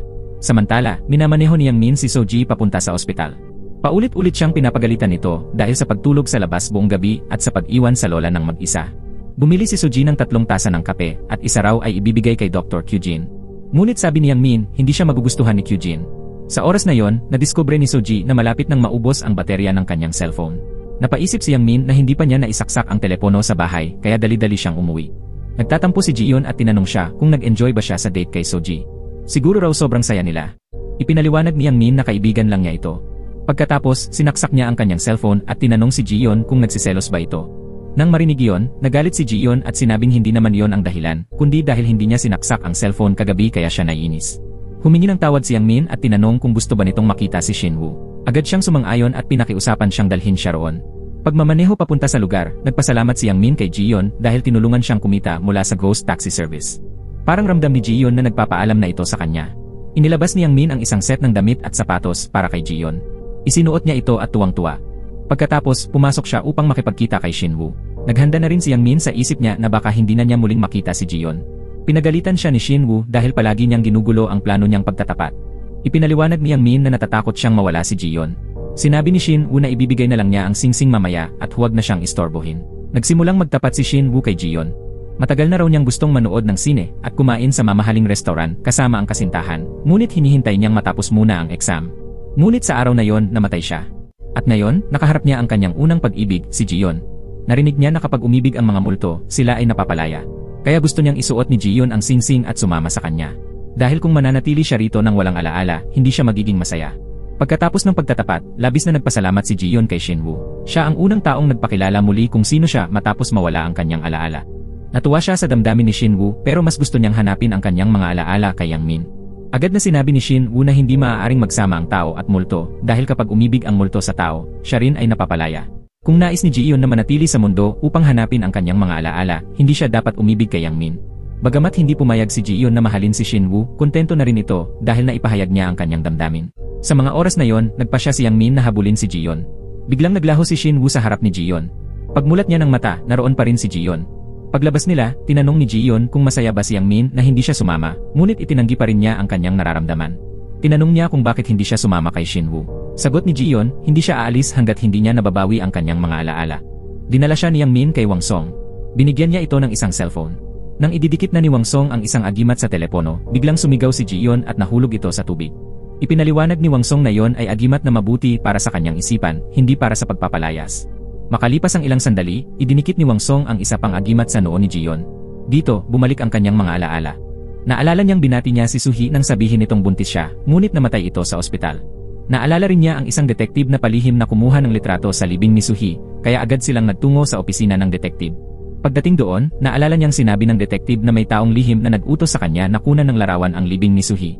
Nangako si Yang Min kay Ji-yeon na hahanapin niya ang detektive. Pagbalik nila sa taxi, sinabi ni Ji-yeon na tinawag siyang pulis ng detektive. Kaya tinanong niya kung naging pulis ba siya dati. Nangako si Yang Min na kapag may naalala siya, dadalhin niya ito roon. Biglang may batang nagngangalang Ha-jun na sumakay sa taxi. Nakikita rin niya si Ji-yeon. Inamin niyang nakakakita siya ng mga multo. Nabanggit pa niyang nakapagpaalam siya sa kanyang mga magulang nang sila ay pumanaw. Tinanong ni Ha-jun kung natutupad ba ng taxi ang mga kahilingan. Nawawala raw ang kanyang nakatatandang kapatid na babae, ngunit sabi ng pulis at guro ay tumakas lamang siya mula sa bahay. Kahapon ay karawan ni Ha-jun. Hindi raw kailanman nakakalimot ang kapatid niya sa kanyang kaarawan, ngunit ngayong taon hindi ito umuwi. Nagmakaawa ang bata kay Yang Min na tulungan siya. Inihatid siya ni Yang Min pauwi. Binigyan sila ng lola ni Ha-jun ng kaunting pera para pambayad sa pamasahe, ngunit ibinigay iyon ni Yang Min kay Ha-jun para may pambili ng pagkain.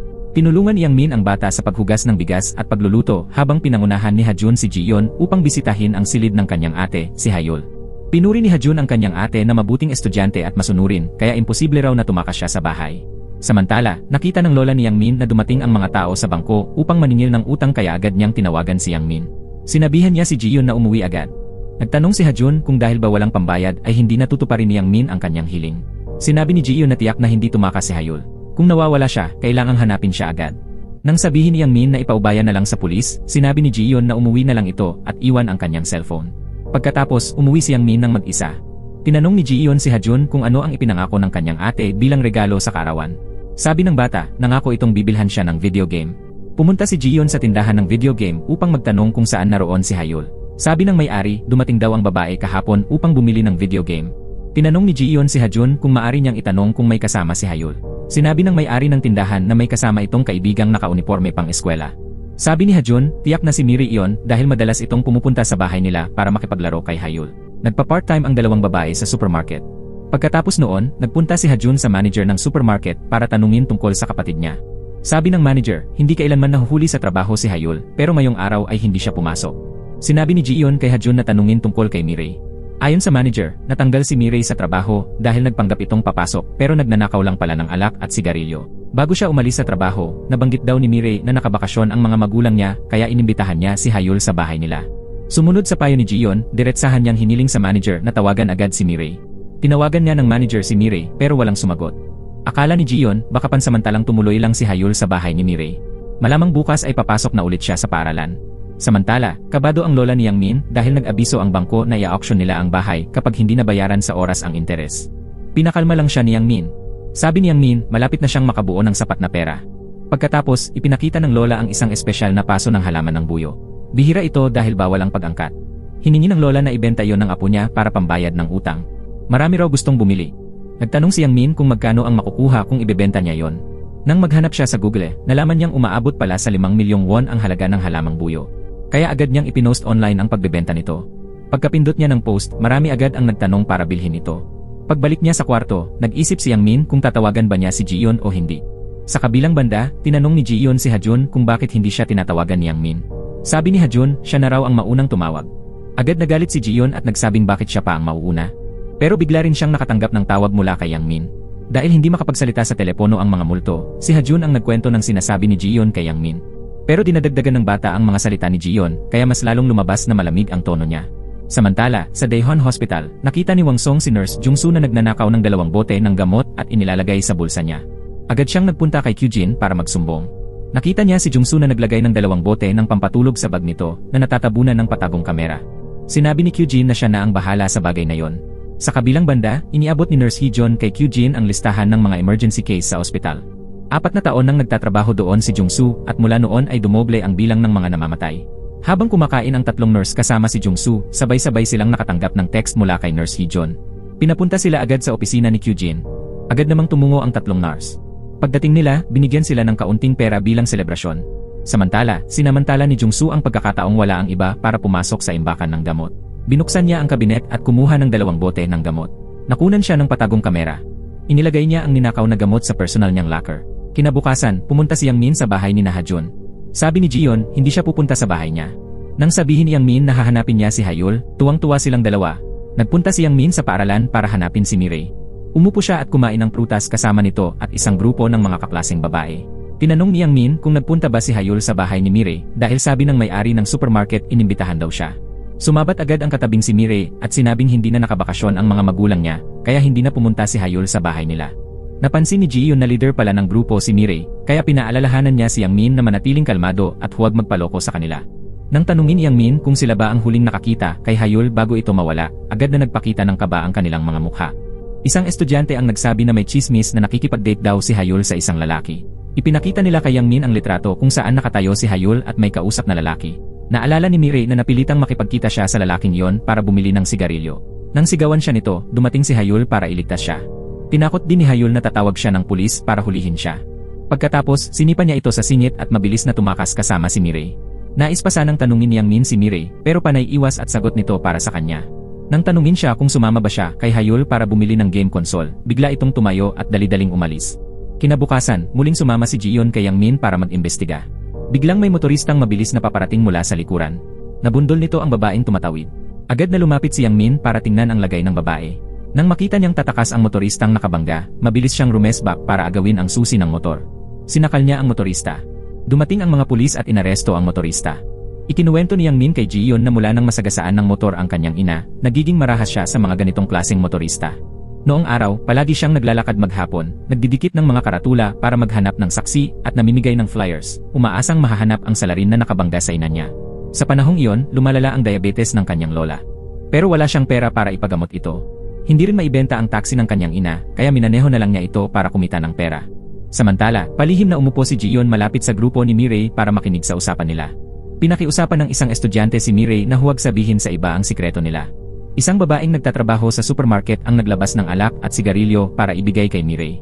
Pero inutusan pa niya itong bumili ng mas marami. Nang mapansin ni Mireille na tila naawa sa kanya ang estudyante, sinabihan niya itong bumalik sa pagtatrabaho sa supermarket. Pagbalik sa kotse, sinabi ni Gion kay Yang Min na lumalabas na nagtatrabaho pala si Mireille ng part-time para ipang-tribute sa alak at sigarilyo. Pagkatapos ay inutusan niyang sundan si Mireille. Napansin naman ni Mireille na sinusundan sila ni Yang Min, kaya agad siyang lumabas at hinarap ito. Gusto siyang tanungin ni Yang Min pero tumanggi siya.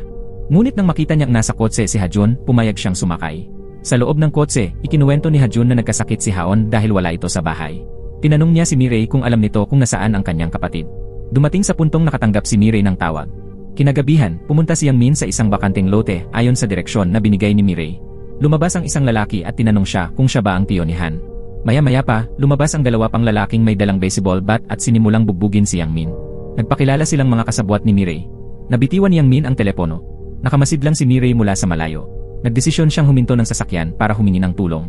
Nagkataon na ang mga nasa loob ng sasakyan ay si Chang Suk at ang kanyang mga kasamahang pulis. Hindi na makalaban si Yang Min sa tatlong siga kaya sunod-sunod siyang binugbog. Gustong tulungan ni Gion pero wala siyang magawa. Gumapang si Yang Min para makuha ang telepono pero tinamaan ang kamay niya ng isa sa mga siga. Babanatan na sana siya ulit ng siga nang biglang lumitaw ang dalawang pulis at napabagsak ang tatlo.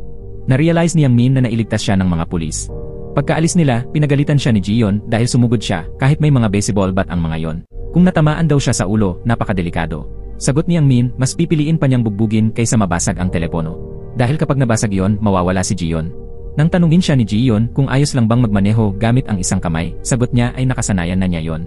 Dahil gusto niyang hawakan ang kamay ng kasintahan habang nagmamaneho. Pagkatapos, nagtungo si Yang Min sa ospital para balutan ng benda ni Soji ang kamay niya. Ayon kay Kyujin, wala naman siyang nabaling buto kaya kailangan lang ng benda sa loob ng ilang araw.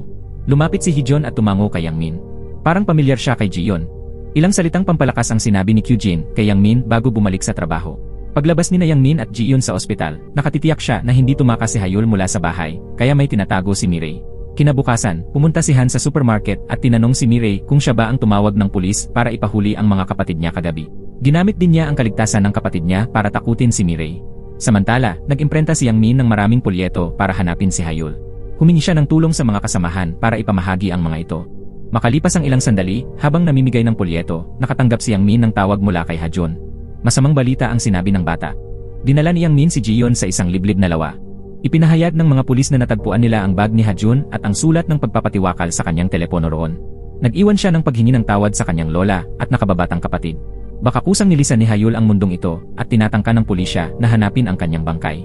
Sinabi ni Gion na hindi sulat ni Hayul iyon ng pagpapatiwakal. Dahil noong nakaraan, nabasa niya ang lahat ng sulat ni Hayul at palagi niyang tinatawag ang sarili niyang ate kapag sumusulat para sa kanyang kapatid. At bakit hindi nakalock ang telepono ni Hayul? Para bang sinadya niyang ipabasa sa iba ang sulat na yon? Mukhang may nagdala ng gamit ni Hayul doon. Kasabay nito, nagtatrabaho si Miri sa isang convenience store nang tawagan siya ni Hajun para sabihing natagpuan ng pulis ang sulat ng pagpapatiwakal ni Hayul sa tabing ilog. Dinampot ni Miri ang isang tasa ng kape at itinapon ito diretsyo kay Han. Ginawa niya iyon para iligtas ang babaeng estudyanteng nagtatrabaho sa supermarket. Hindi natakot si Miri at inihatid pa uwi ang babaeng estudyante. Pag-uwi niya, hinarap niya si Yang Min at ikinuwento ang lahat. Noong araw na yon, inaapi siya ni Han at ng barkada niya nang sumaklolo si Hayul. Tinakot din ni Hayul si Han na iulat sila sa Anti-School Violence Committee. Nagkapulasan sila ng buhok at itinulak ni Han si Hayul pababa sa isang bangin. Nabagok si Hayul sa bato at nawalan ng malay. Hinipon ni Han ang katawan ni Hayul at sinabing patay na siya, kaya tinabunan niya ito ng mga dahon. Gustong tumawag ni Mireille sa pulis pero pinigilan siya ni Han. Binalaan siya na kapag nagsumbong siya, magiging katulad siya ni Hayul. Kaya tinabunan nila ng mga dahon ang katawan ni Hayul. Noon, wala nang nagawa si Mireille. Ngayon, nakiusap siya kay Yang Min na ilabas si Hayul mula sa bundok. Tatlo silang nagtungo sa lugar kung saan nahulog si Hayul para maghanap. Nanghihina na si Mireille, kaya sina Yang Min at Ji-Yun na ang nagpatuloy. Nasa ilalim ng mga dahon si Hayul, ngunit gumalaw ang kanyang kamay nang marinig ang pagtawag ng kanyang pangalan. Sinabi ni Ji-Yun kay Yang Min na kung patay na talaga si Hayul, naroon pa rin ang kanyang kaluluwa. Ngunit dahil wala siyang nakikitang kaluluwa, baka buhay pa si Hayul. Natapilok si Yang Min sa ugat ng puno at nadapa. Laking gulat na nahila siya ni Ji-Yun pabalik gamit ang kamay. Natuklasan niya si Hyul na nakahiga sa ilalim. Dali-daling tinanggal ni Yang Min ang mga dahon mula sa katawan ng bata. Nakita niyang buhay pa si Hyul, ngunit malamig ang katawan. Agad na dinala ni Yang Min si Hyul sa emergency room. Personal siyang isinakay ni Kyujin sa stretcher. Pinauwi muna ni Yang Min si Mirei. Nanatili siya roon. Pumasok si Kyujin sa silid at hinila palabas si Jiangsu. Ipinahayag ni Kyujin na tanggal na siya mula sa oras na yon. Dumating din sa ospital si Hajun at ang kanyang lola. Lahat ay sabik na naghihintay sa labas ng emergency room. Sa loob, sinusubukan ni Kyujin na bigyan si Hyul ng cardiac compressions, ngunit tuwid lang ang linya sa electrocardiogram machine. Nang papasukin ng nurse ang lola ni Hyul upang ipaalam ang sitwasyon, biglang lumitaw ang kaluluwa ni Hyul. Lumuha siya at nagpasalamat kina Yang Min at Jiyeon sa pagtulong sa kanyang makapiling muli ang kapatid. Nataranta si Hajun dahil alam niyang iniwan na ng kaluluwa ng kanyang ate ang katawan nito. Pagkaraan, naglaho rin si Hyul sa harap mismo ng kanyang nakababatang kapatid, dahilan para mapaiyak si Hajun. Sa emergency room, sinabi ni Soji kay Kyujin na huwag nang subukan pa, pero biglang nagkaroon muli ng signal ang electrocardiogram. Muling tumibok ang pulso ni Hyul dahil sa kusang pagbalik ng tibok ng puso. Sa huli, nakaligtas siya at nagkamalay. Binigyan ng lola ni Hyul si Yang Min ng makapal na salapi bilang pasasalamat, pero ibinalik niya ito at sinabing ipang tuition na lang para makapagkolehiyo si Hyul. Yumakat si Hyul kay Yang Min at sinabing natupad na ng taxi nito ang hiling ng bata. Bumista si Mirei kay Hyul sa ospital. Hindi nagalit si Hyul sa kanyang matalik na kaibigan at masayang nakipag-usap kay Mirei. Samantala, ipinadala si Han sa youth center. Sa labas, nag-impake na si Jiangsu para lisanin ang ospital dahil nahuli siya sa kamera na nagnanakaw ng gamot. Bigla niyang sinunggaban si Kyujin sa liig at sinabing alam niyang nagkukunwari lang itong mabait. Tatamaan na sana siya ni Jiangsu nang dumating si Soji at nagbantang tatawag ng security kaya napilitang umalis si Jiangsu. Nababahala si Soji kaya inalok niyang ihatid pa uwi si Kyujin pero imbes ay nagyaya ito ng hapunan. Samantala, isang radyo ang nagbasa ng isang liham. Ang may akda ng liham ay si Hajun. Sa sulat, nais niyang ipakilala ang isang driver ng taxi. Noong nawala ang kanyang ate, iniwan siya ng lahat. Tanging si Yang Min lang ang nagsikap hanapin si Hyul. Nahulog si Hyul sa bundok. Kung na-delay pa ng 10 minuto, hindi na niya ito muling makikita, kaya sobra siyang nagpapasalamat kay Yang Min. Mayroon pa ring mga kahangahangang driver ng taxi sa lipunan. Sila ang tumutulong sa matatanda para makapasyal minsan kada buwan. Sila rin ang nagdadala ng mga pasyente sa ospital kahit wala ng ambulansya. Mayroon ding mga babaeng taxi driver na kasakasama ang kanilang mga inang may demensya. Sila ang mga sasakyang nagdadala ng kaligayahan. Masayang nakinig sa balita sina Jiyeon at Yang Min. Tinanong niya kung ano ang pangarap nito dahil palagi itong nagsisikap tuparin ang mga hiling ng mga multo. Ngayon, si Jiyeon naman ang tutupad sa hiling ni Yang Min. Lumapit siya at tinanong kung ano ang hiling nito ngayon. Gumawa ng higaan si Yang Min gamit ang kama ng kanyang ina dahil gusto raw ni Jiyeon matulog sa malambot na higaan. Naglagay din siya ng unan sa passenger seat ng taxi para mas komportable si Jiyeon. Nilagyan pa niya ito ng pabangong lemon na paborito ng dalaga. Habang magkalapit silang inaamoy ang pabango, naalala ni Jiyeon ang sinabi sa kanya ni Shinwoo. Kapag ang multo ay umibig sa tao, ito ay tuluyang nawawala, kaya agad siyang lumayo kay Yang Min. Pagkatapos, hiningi niya ang hiling ng binata. Sinabi ni Yang Min na gusto niyang pumunta sa Namsan kasama ang kasintahan para isabit ang love lock. Gusto niya itong gawin kasama si Jiyeon. Hayagan niyang inamin na gusto niya ito. Ngunit agad na sinabi ni Jiyeon na hindi niya ito magagantihan dahil hindi maaaring magmahalan ang multo at tao. Buhay si Yang Min at patay na siya. Kung mamahalin siya ni Yang Min, wala silang magiging kinabukasan, kundi puro sakit lang. Kaya hindi na kailangang maging mabait pa ito sa kanya. Tinanong ni Yang Min kung natitinag na ba siya sa kabutihan nito. Sa huli, nagtungo rin silang dalawa sa Namsan. Hiningi ni Jiyeon na tawagin siyang ate mula ngayon. Ngunit tumutol si Yang Min dahil walang taong tinatawag na ate ang kanyang minamahal. Inukit ni Yang Min ang pangalan nilang dalawa sa love lock. Hiniling ni Jiyeon na huwag siyang gumuhit ng puso sa gitna kundi tatsulok o parisukat. Pero puso pa rin ang iginuhit ni Yang Min sa gitna ng kanilang mga pangalan. Kahit tinitingnan siya ng iba pang magkasintahan dahil nag-isa siya, masaya pa rin niyang isinabit ang love lock sa tulay. Di inaasahan, nakatagpo nila roon sina Kyujin at Soji. Inanyayahan sila ni Kyujin na maghapunan at pagkatapos ay maglakad-lakad doon. Napatingin si Jiyeon sa doktor at naalala na ito ang nagtali ng benda sa kanya noong nabubuhay pa siya at siya mismo ang nagparehistro noon para makipag-date sa doktor na ito. Agad niyang sinabi kay Yang Min na ipakita ang kanyang litrato kay Kyujin. Pinakita ni Yang Min ang larawan at tinanong kung kilala ba niya si Jiyeon. Sinabi ng doktor na naging pasyente niya ito, ngunit sa kasamaang palad, namatay na siya. Sinabi rin ni Kyujin na si Jiyeon ay isang matalino at mabait na inspektora. Sinabihan naman siya ni Soji na pumunta sa emergency room dahil may aksidente. Nagtanong si Dr. Kyujin kung bakit tinatanong ni Yang Min si Jiyeon. Sumagot si Yang Min na nakita niyang kuha nila ito ng litrato kasama ang kanyang ina kaya curious siya kung sino siya. Nagtanong si Soji kay Yang Min kung nagpunta siya roon mag-isa. Kahit gaano pa siya katagal na single, hindi raw dapat siya pumunta sa lugar na yon nang mag-isa. Tuwa na tuwa si Jiyeon nang malaman niyang totoo ngang isa siyang babaeng inspektora. Naglakas loob si Yang Min at tinanong si Kyujin kung nakipag-date ba ito sa babaeng nasa litrato. Ngunit agad umiling ang doktor. Dahil dito, parehong nakahinga ng maluwag sina Soji at Yang Min. Sa loob ng kotse, ipinagmamalaki ni Jiyon ang sarili bilang isang mabait na babaeng inspektora. Ngunit kontra si Yang Min na baka naman isa siyang masamang inspektora na sanay mangurakot at kaya rin siya tinanggihan ni Kyujin para makipag-date. Agad na sabi ni Jiyon na baka nagkamali lang siya sa pagkakaalala ng date. Pagpasok pa lang ni Jiyon sa silid, nakita niyang naghahanap ng impormasyon si Yang Min tungkol sa kanyang aksidente. Pero wala itong makita. Kaya nagpa siyang pumunta sa istasyon ng pulis kinabukasan para magtanong. Kinabukasan, pumunta si Yang Min sa istasyon at ipinakita sa dalawang pulis ang litrato ni Jiyon kasama ang kanyang ina. Gusto niyang makaalam ng impormasyon tungkol sa pamilya ng babaeng inspektor na si Jiyon. Dahil pareho silang namatay ng kanyang ina sa parehong araw, gusto niyang malaman ang relasyon nito sa kanyang ina. Ipinaliwanag ni Chang Suk na nagkakilala lang sina Jiyon at ang ina ni Yang Min sa isang taxi at magkaibang aksidente ang nangyari.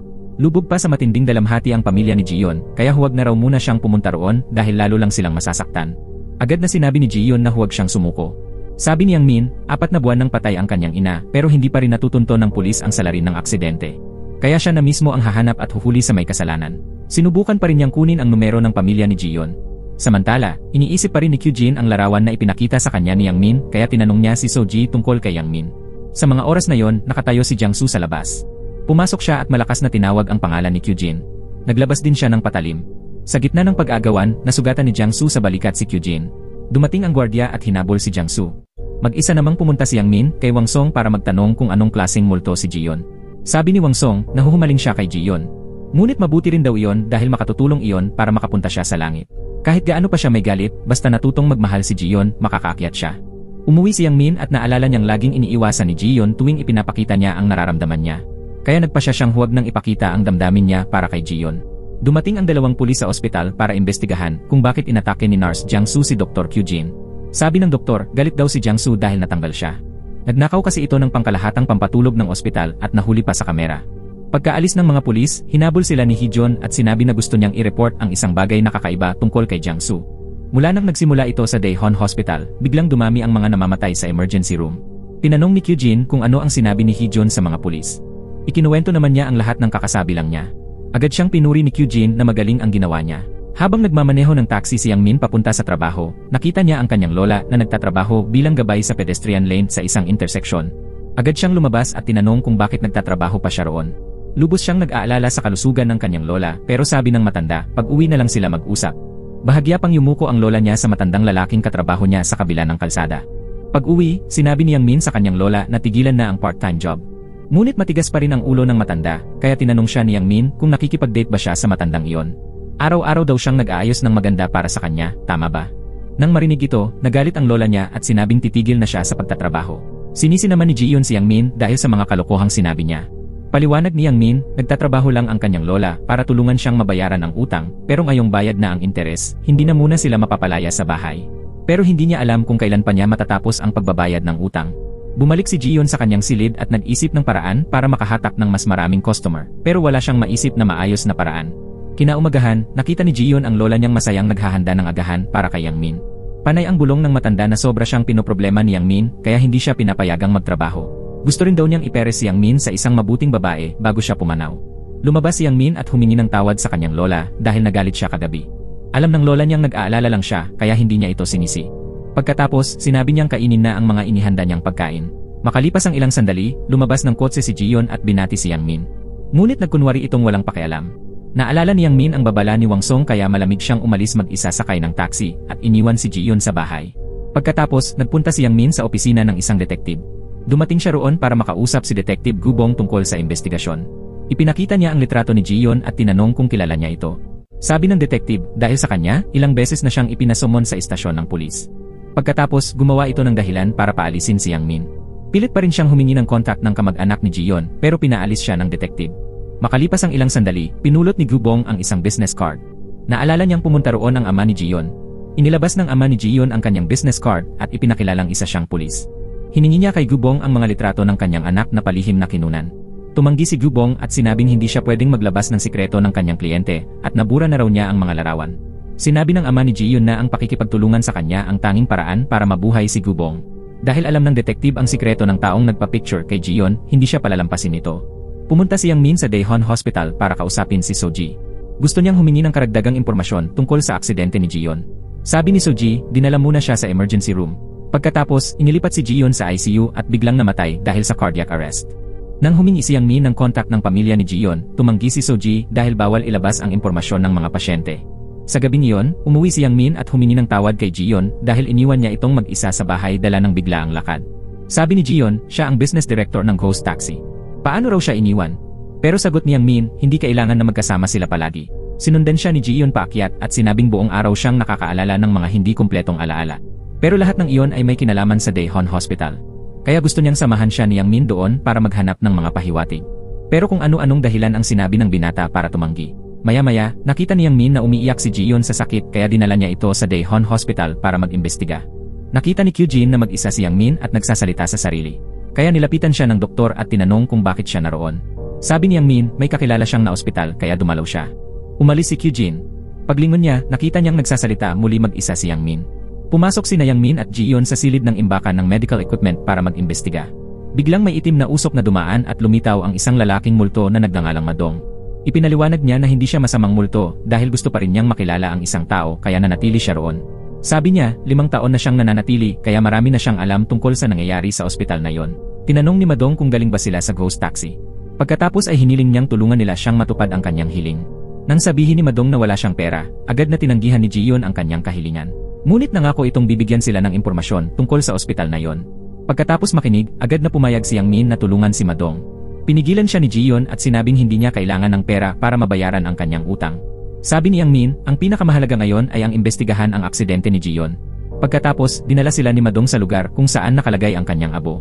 Sinabi niyang ang hiling niya ay mahanap ang kanyang anak na si Sera. Dahil maagang namatay ang asawa ni Madong, masyado siyang naging abala sa paghahanap buhay, kaya ipinadala niya ang anak sa bahay ng kanyang kapatid na babae. Bihira ring dalawin ni Madong ang kanyang anak. Hanggang sa lumipad si Sera papuntang ibang bansa para mag-aral. Nang maglaon, nalaman ni Madong na lubos siyang kinamuhian ng anak. Pinutol din ni Sera ang ugnayan sa tiyahin niyang kapatid ng kanyang ama. Kaya umaasa si Madong na matutulungan siya ni Yang Min na hanapin si Sera. Habang nakasakay ang tatlo sa taxi, sinabi ni Madong kay Yang Min na pumunta siya sa istasyon ng pulis at hanapin si Inspector Kang. Dahil noong nabubuhay pa siya, pulis din si Madong. Magandang kasamahan niya noon si Inspector Kang at tila mayroon itong numero ni Sera. Pagdating ni Yang Min sa istasyon, sinabi ng staff na nakalib si Inspector Kang. Ayon sa batas, hindi rin nila pwedeng ibigay ang numero kay Yang Min. Kaya wala siyang nagawa kundi iwanan ang kanyang numero at ipapasa raw iyon kay Inspector Kang. Malungkot na umalis ang tatlo. Ngunit naramdaman ni Jiyon na pamilyar sa kanya ang lugar na yon. Sa mga oras na yon, may mag-asawang dinala sa Daejeon Hospital para sa emergency treatment. Malubha ang kanilang aksidente. Isinagawa ni Kyujin at ng mga nurse ang agarang gamutan. Maya-maya, bumalik ang tibok ng puso ng asawa, ngunit hindi na naligtas ang lalaki. Umalis ang kaluluwa ng lalaki mula sa kanyang katawan at sinabi kay Kyujin na ngayon lang sila ikinasal ng kanyang asawa. Ngunit nadaanan lang siya ni Dr. Kyujin. Kinumpirma ng doktor na patay na ang lalaki. Pilit pa nitong hinawakan ang kamay ng kanyang asawa, ngunit hindi niya magawa. Umiyak siya ng malakas at saka tuluyang naglaho. Malungkot na nakamasid mula sa labas sina Yang Min at Jiyon. Pag-uwi nila, sinabi ni Jiyon kay Yang Min na sinubukan niyang maging malamig sa kanya upang hindi siya makaalis. Ngunit ngayong nasaksihan niya ang pagkasira ng bagong kasal na mag-asawa, napagtanto ni Jiyon na gaano man kalaki ang pagmamahalan, darating ang araw na maghihiwalay din kaya hindi raw sila kailanman magiging masaya ni Yang Min. Subalit, ninanais pa rin niya na manatili ito sa kanyang tabi gaya ngayon. Agad namang sabi ni Yang Min na palagi siyang naroon kapag kailangan siya ni Jiyon. Pagkatapos, marahan niya itong hinalikan sa labi. Sa gabi, hindi matigil si Jiyon sa pag-isip tungkol sa halik na yon, samantalang nakaramdam si Yang Min ng panghihinayang dahil masyado raw cheesy ang kanyang pagtatapat. Kinabukasan, laking gulat ng lola nang makitang nakaayos ng maayos si Yang Min. Kaya agad siyang nagtanong kung may date ba ito. Tumango naman si Yang Min. Tuwa na tuwa ang lola sa balita, kaya agad niyang inayusan ng maganda ang buhok ni Yang Min. Tinulungan din niya itong pumili ng angkop na kasuotan para sa unang date. Nang makita ni Jiyon ang seryosong itsura ni Yang Min, napatawa siya. Inaayos niya ang ilang detalye sa damit nito at pinuri siyang gwapo. Habang nasa taxi, tinanong ni Jiyon si Yang Min kung saan siya dadalhin. Sagot ni Yang Min, dadalhin niya ito sa isang date. Gabi-gabi niyang pinag-aralan ang schedule. Gusto niya na maging romantiko ang kanilang unang date. Plano niyang dalhin si Jiyon sa isang restaurant at amusement park. Ngunit hiling ni Jiyon na pumunta na lang sila sa tabi ng lawa upang masilayan ang tanawin dahil gusto niyang makatipid para kay Yang Min. Pagkatapos, naglakad-lakad ang dalawa. Hiningi ni Yang Min na hawakan ni Jiyon ang kanyang kamay, ngunit hindi pa rin nila magawa. Sabi ni Yang Min, naghawak na sila ng kamay noong una. Kaagad namang sinubukan ni Jiyon na hampasin siya, pero dumaan pa rin ang kanilang mga kamay sa isa't isa. Paulit-ulit niyang sinubukan, ngunit hindi talaga sila magkadikit. Maya-maya, sabay nilang pinagmasdan ang paglubog ng araw, at nagpasalamat si Jiyon kay Yang Min dahil lagi siyang nasa tabi niya. Sabi ni Yang Min, sinabi raw ni Wang Song na kapag tunay na nagmamahal ang isang multo, makakaakyat ito sa langit. Pero bakit hanggang ngayon narito pa rin si Jiyon? Nagsimulang magduda si Yang Min kung tunay ba ang pagmamahal niya, at pati si Ji-yeon ay nagduda rin sa kanyang damdamin. Sabi ni Yang Min, gagawin niya ang lahat upang patunayan ang kanyang nararamdaman, ngunit nagalit si Ji-yeon at sinabing gusto na niyang umuwi. Pagkatapos, sabay silang umalis. Pagpasok ni Yang Min sa bahay, tinanong siya ng kanyang lola kung naging maganda ba ang date nila. Sagot ni Yang Min, malungkot siya dahil nagduda si Ji-yeon sa kanyang damdamin. Narinig yun ni Ji-yeon kaya nagalit at umakyat sa kanyang silid. Pumunta si Yang Min kay Wang Song at nagsabi ng totoo. Tunay ngang nagmamahalan sila ni Ji-yeon at nagkumpisal na sila, pero bakit nananatili pa rin ang kanyang kaluluwa? Sabi ni Wang Song, baka hindi pa talaga sila nagmamahalan o baka iba ang kanyang pagkatao, hindi isang multo. Pag-uwi ni Yang Min, nakatanggap siya ng tawag mula kay Inspector Kang. Agad niyang tinanong kung naalala pa ba nito si Madong. Kinabukasan, sinabi ni Yang Min kay Ji-yeon na tumawag si Inspector Kang kagabi at nais silang magkita, kaya dapat pigilan na nila ang pagtatalo. Sabi ni Ji-yeon, dati siyang inspektora kaya hindi niya hahayaan na makaapekto ang emosyon sa kanyang trabaho. Pagkatapos, pumunta silang tatlo kasama si Madong sa isang coffee shop upang hintayin si Inspector Kang. Pagkakita ni Ji-yeon sa kanya, naging emosyonal siya. Napaiyak at nasaktan ang kanyang damdamin kaya agad siyang pumunta sa taxi. Nag-aalalang lumabas si Yang Min upang tanungin siya. Sabi ni Ji-yeon, bigla siyang nakaramdam ng pananakit sa dibdib. Kaya dapat pumasok na siya at ipagpatuloy ang kanilang usapan. May utang na loob si Inspector Kang kay Madong noong nabubuhay pa siya, kaya gusto niyang hanapin si Seira upang makapagpasalamat. Kaya nais ni Yang Min na makaalam ng higit pang impormasyon tungkol kay Seira. Sabi ni Inspector Kang, nakatira raw si Seira sa Amerika, ngunit nasa Korea siya ngayon. Dumalo siya sa isang komperensya. Biglang naalala ni Inspector Kang na kailangan niyang ibigay ang isang bagay kay Seira. Pagbalik ng tatlo sa ospital, sinabi ni Madong kay Yang Min na may napakadelikadong gamot sa personal locker ni Jiangsu. Ngunit kalahati lang ng sikreto ang ibinunyag ni Madong. Ipapaalam daw niya ang lahat kapag natupad na ang kanyang hiling. Ipinagmamalaki niyang pumunta sa Robot Technology Conference kung saan magsasalita si Seira.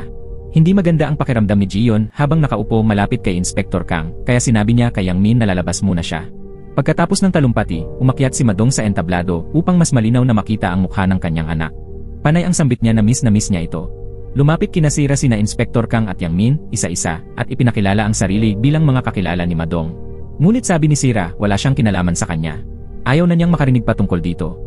Iniabot ni Inspector Kang kay Seira ang isang USB at sinabing laging dala-dala iyon ni Madong at araw-araw tinitingnan. Ngayon, ibinabalik na niya ito kay Seira. Nasa kanya kung itatapon o itatago niya. Pagkasabi noon, umalis na si Inspector Kang. Hinabol ni Yang Min si Seira at sinabing naririto mismo ang kanyang ama. Nakatayo ang kanyang espiritu sa harap niya. Ngunit sagot ni Seira, isa siyang siyentipiko kaya hindi siya naniniwala sa mga multo. Kaya ikinuwento ni Yang Min ang mga sinasabi ni Madong. Humingi ito ng tawad dahil ipinasok si Seira sa bahay ng kanyang tiyahin noong maliit pa siya. Pagkamatay ng kanyang asawa, humingi rin siya ng tawad dahil hindi niya nabili ng strawberry cake ang anak sa kaarawan nito. Ngunit ayaw makinig ni Seira at umalis. Pagkatapos, nagpasya siyang isaksak ang USB sa computer.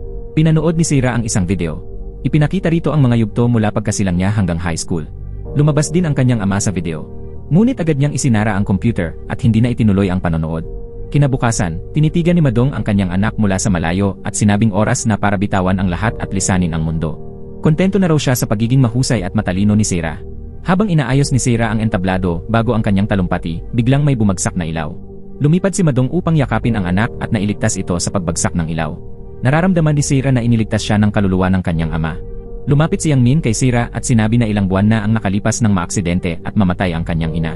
Gusto niyang humingi ng tawad sa kanyang ina pero hindi na niya nagawa dahil biglaan ang pagkamatay nito. Nakakakita si Yang Min ng mga kaluluwa ng patay. Kaya nakita niya ang ama ni Seira. Pero hindi makita ni Yang Min ang kaluluwa ng kanyang ina. Ngunit alam niya na lagi siyang binabantayan nito. Ganoon din ang ama ni Seira. 5 taon itong nagpalaboy-laboy sa mundo dahil sa labis na pag-aalala sa anak. Kinabukasan, sinabi ni Yang Min kay Madong na tumawag si Seira para makipagkita, kaya naman labis itong natuwa. Hiningi ni Seira kay Yang Min na pumunta sila sa lugar kung saan nakalagak ang mga labi ng kanyang ama. Sama-sama silang nagtungo sa huling hantungan ni Madong. Tinanong ni Seira kung naroon pa rin siya. Nang sabihin ni Yang Min na nakatayo ito sa kanyang tabi, sinabi ni Seira na matagal niyang kinamuhian at sinisi ang kanyang ama. Alam niyang iniligtas siya ng kanyang ama kahapon. Doon lamang niya naintindihan na hindi siya iniwan ng kanyang ama. Ang totoo, sabik na sabik din si Madong sa kanya tulad ng pananabik niya rito. Alam ni Seira na mahal siya ng kanyang ama. Pero hindi niya maunawaan kung bakit mas pinahahalagahan nito ang trabaho kaysa sa sariling anak. Gayunpaman, wala na siyang hinanakit kay Madong kaya maaari na itong mamahinga ng payapa. Niyakap ni Madong ang kanyang anak at tuluyang naglaho. Naluha si Seira ng husto. Pumunta naman si Yang Min sa Daejeon Hospital upang alamin kung ano ang kakaibang gamot na nasa kabinet ni Jiangsu. Nakiusap si Yang Min kay Soji na ipakita sa kanya ang kabinet ni Jiangsu dahil may kailangan siyang patunayan. Bagamat tumanggi si Soji, paulit-ulit na nakiusap si Yang Min kaya't pumayag din ito. Ngunit ibinalita ni Soji na nilinis na ni Jiangsu ang kabinet. Agad na hiningi ni Yang Min ang address nito.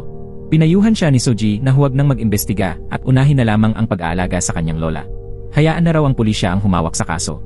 Ngunit iginiit ni Yang Min na ibigay sa kanya ang address ni Jiangsu. Nang pumunta sila ni Jiyon sa apartment ni Jiangsu, nakita nila ang isang babaeng multo na nagngangalang Mikyong. Hiningi nito ang tulong ni Yang Min upang mahanap si Jiangsu. Nang humarap si Mikyong, wala siyang mukha. Pagkaraan ay lumitaw ang kanyang tunay na anyo. Inakay niya ang dalawa papasok sa bahay ni Jiangsu kung saan nakahimlay din ang kanyang bangkay. Tinanong ni Yang Min kung si Jiangsu ba ang dahilan ng kanyang pagkamatay.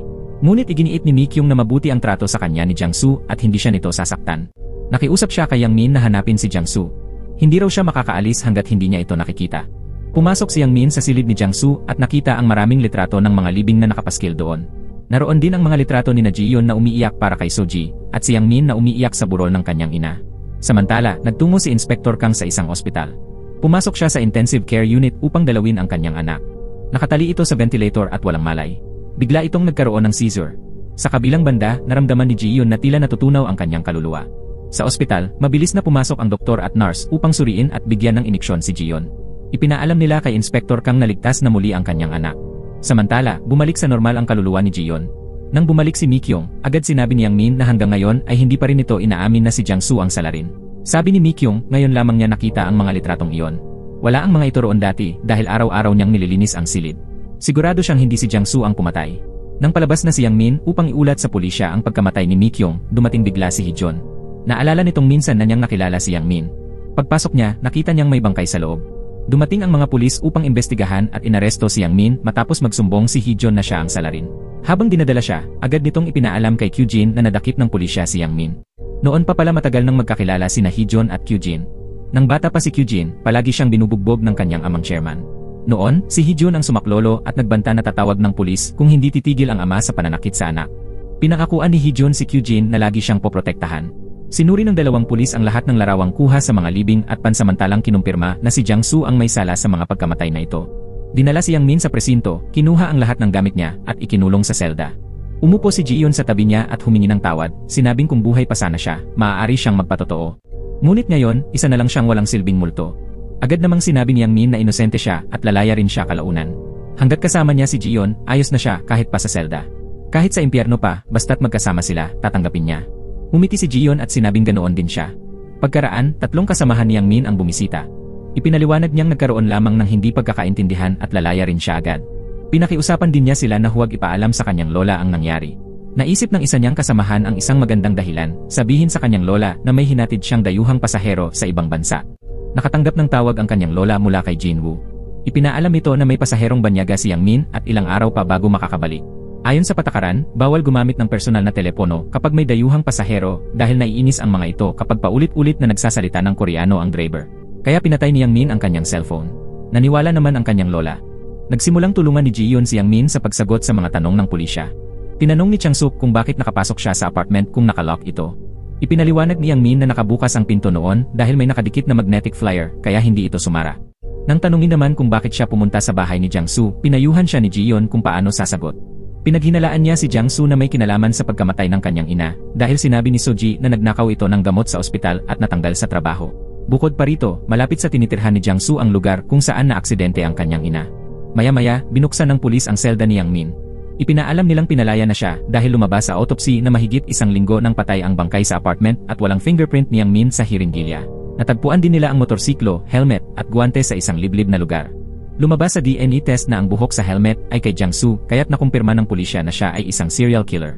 Tinanong ni Yang Min kung siya ba ang pumatay sa kanyang ina at kay Jiyon at sinagot ni Changsuk na malaki ang posibilidad. May nationwide warrant na para sa kanya kaya pinayuhan si Yang Min na huwag nang mag-imbestiga sa sarili. Noon pa man, may nagmaneho ng motorsiklo papunta sa isang liblib na lugar, ang parehong motorsiklong nakabangga sa ina ni Yang Min. Iniwan iyon ang salarin para matagpuan at masiyasat ng pulisya. Habang paalis si Yang Min, napansin niya ang isang litrato ni Inspector Jiyon. Nasa larawan siya kasama si Inspector Kang.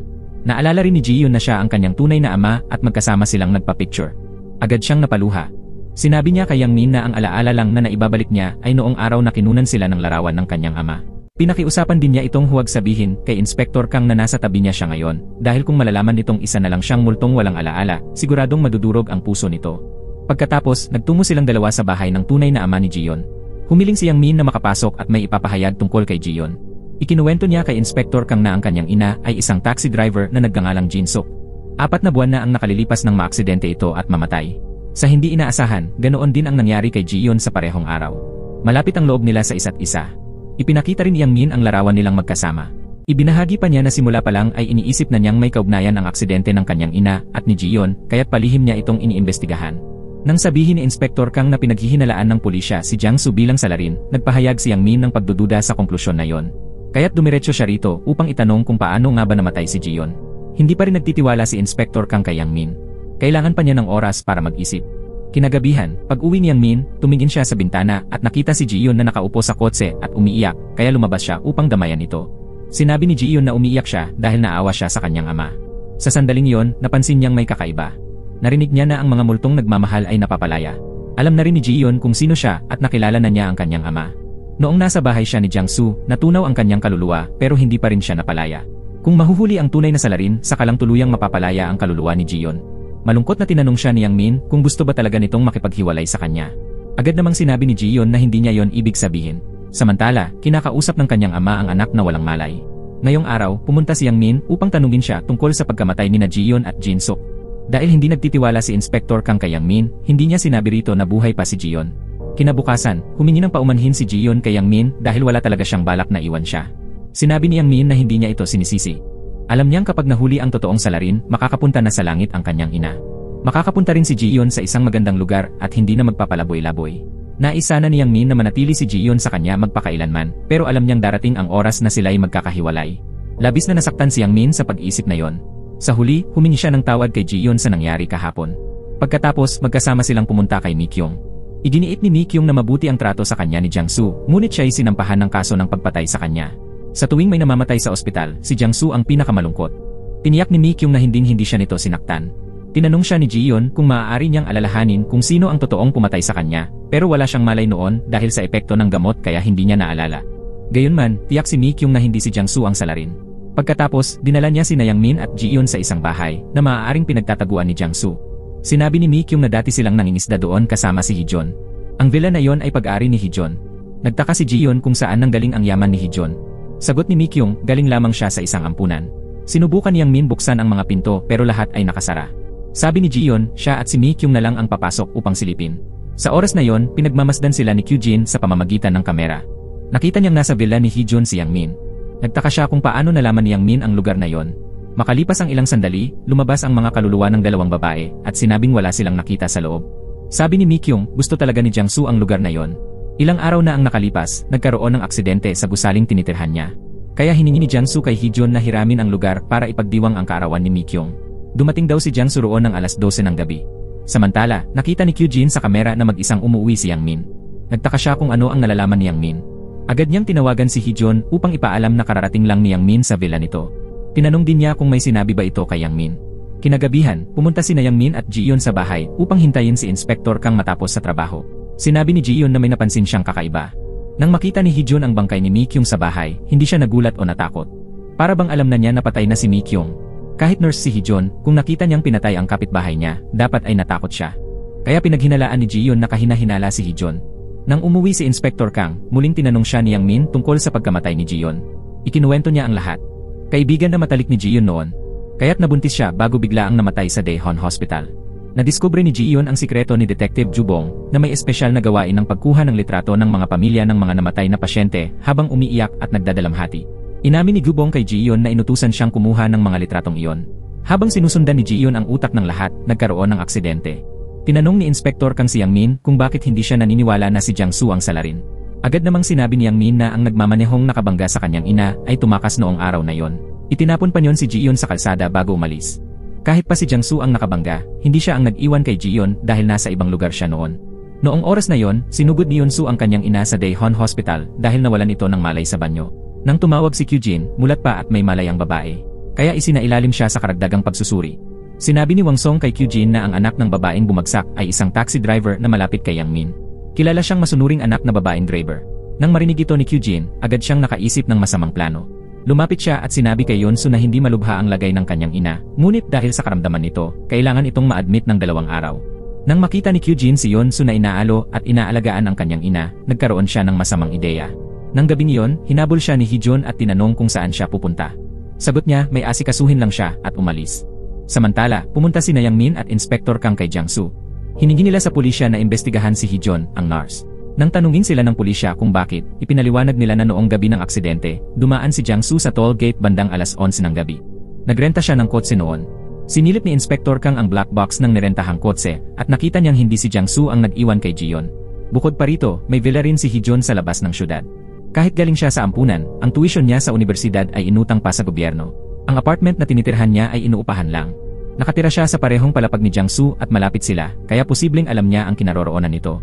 Ayaw tanggapin ni Changsuk ang mga palatandaang dala ng dalawa dahil gusto niyang mag-imbestiga sa sariling paraan.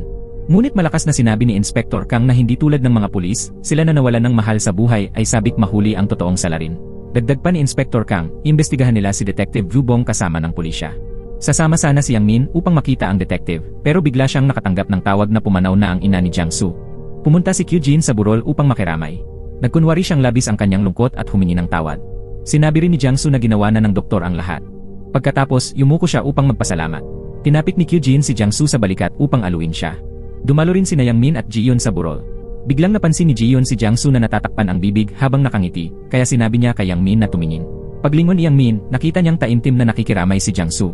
Dumating ang doktor upang makipag-usap kay Yang Min. Sabi ni Jion, tanungin niya kung bakit umiti kanina si Kyujin, pero hindi naglakas loob si Yang Min na itanong iyon. Sinisi naman ni Dr. Kyujin ang kanyang sarili dahil hindi niya nailigtas ang ina ni Jiangsu. Yumuko si Yang Min bilang pamamaalam kay Kyujin at hindi na tinanong ang sinabi ni Jion. Sabi ni Yang Min, baka nagkamali lang ng tingin si Jion dahil walang doktor na ngumiti sa burol ng pasyente.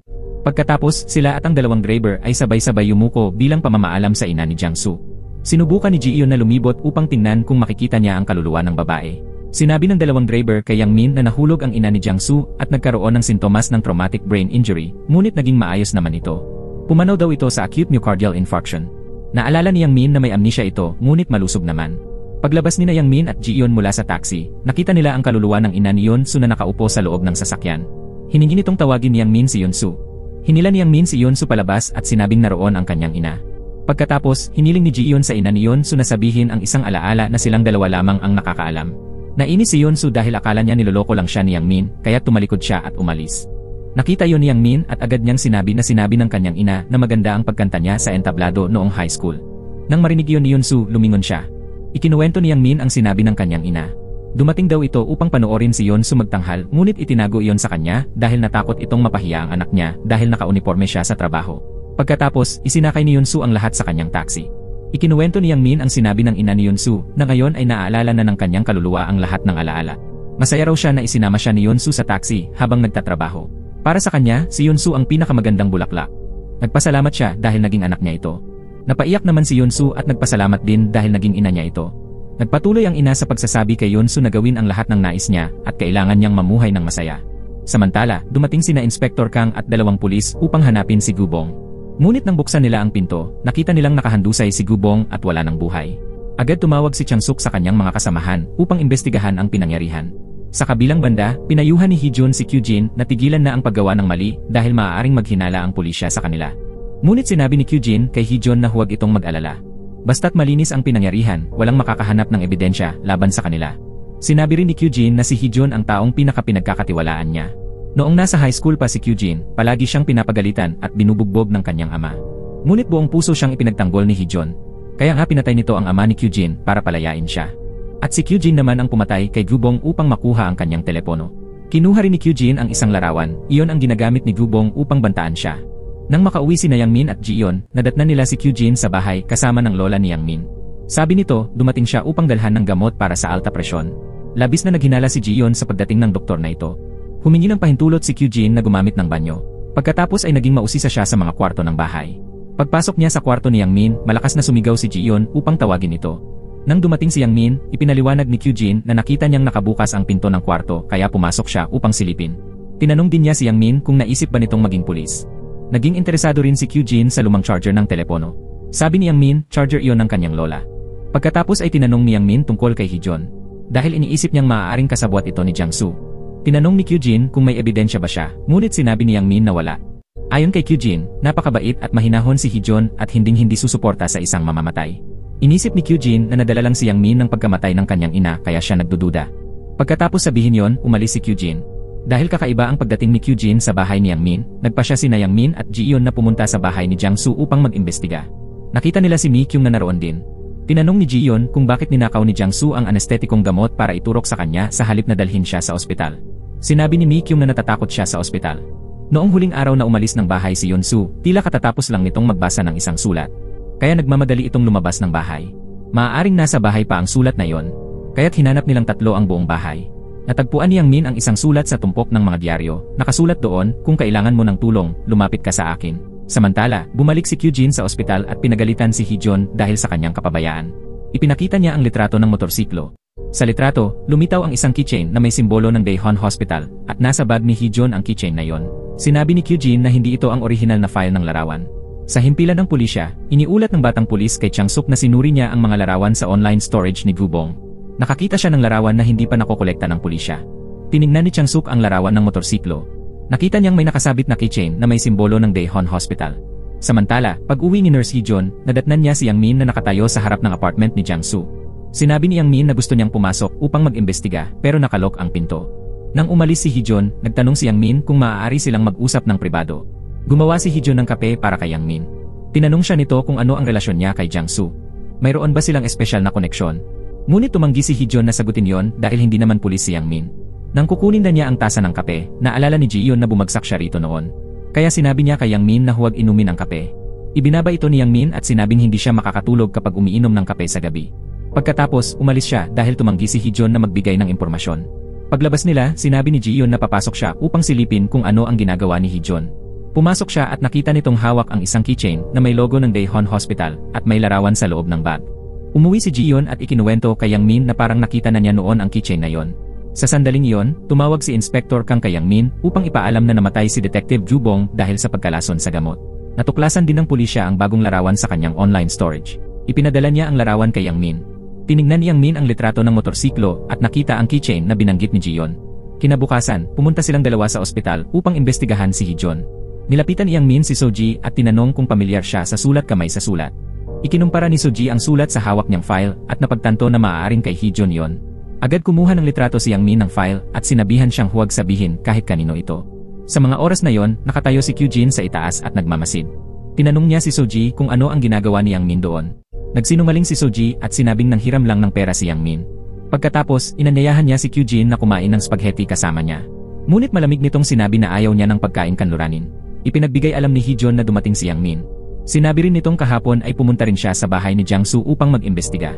Biglang dumating ang mga pulis at inanunsyo na magsisearch sila sa ospital para imbestigahan ang serye ng mga pagpatay. Ipinakita ni Chang-suk kay Hee-jeon ang larawan at tinanong kung ito ba ay simbolo ng ospital na yon. Kalma itong sumagot na ang keychain ay regalo sa pagtatapos para sa mga estudyanteng nursing ng Daejeon University. Sinabi ni Chang-suk na ang may-ari ng keychain na ito ay may kaugnayan sa kaso. Gayunpaman, hindi nagtapos si Jang-soo sa Daejeon University. Naalala ni Chang-suk na nagtapos si Hee-jeon sa Daejeon University. Sabi ni Hee-jeon, halos lahat ng tao roon ay nagtapos din sa universidad na yon. Pagkatapos, nagpaalam siya sa mga pulis at umalis. Samantala, pumunta si Kyujin sa lugar kung saan nakapiit si Jang-soo. Dinampot niya ang tubo ng gamot at itinurok sa kanyang katawan. Ikinumpara ni Yang Min at Ji-yeon ang sulat kamay at nakumpirmang kay Nurse Hee-jeon ang nakasulat sa sulat. Posible bang siya ay kasabwat ni Jang-soo? Sabi ni Ji-yeon, malalaman lamang ang katotohanan kapag natagpuan nila si Jang-soo, ngunit hindi maaaring gamitin ang sulat upang direktang akusahan si Hee-jeon. Biglang naramdaman ni Ji-yeon na tila natutunaw ang kanyang kaluluwa. Sa sandaling iyon, nagkakaroon din ng kumbulsyon ang kanyang katawan. Tinurukan siya ng doktor ng pampigil na gamot. Kaya bumalik sa normal ang kaluluwa ni Ji-yeon. Nag-aalala si Yang Min dahil baka tuluyan na itong mawala sa mundo ng mga tao. Pero sinabi niya na kailangan munang mahuli ang salarin bago siya tuluyang maglaho. Sinabi ni Yang Min na siya ang gagamitin bilang pain upang akitin si Hee-jeon. Ipinakita niya ang sulat at sinabing ito ang sulat na ibinigay nito kay Jang-soo. Ngayon, kailangan na lang suriin ng pulisya ang sulat kamay at mahahanap nila ang sumulat nito. Ipinaliwanag ni Hee-jeon na mahal niyang kasamahan si Jang-soo. Nagnakaw ito ng gamot at napahamak. Kaya ipinadala niya ang sulat upang tulungan siya. Ngunit hindi siya pinuntahan ni Jang-soo.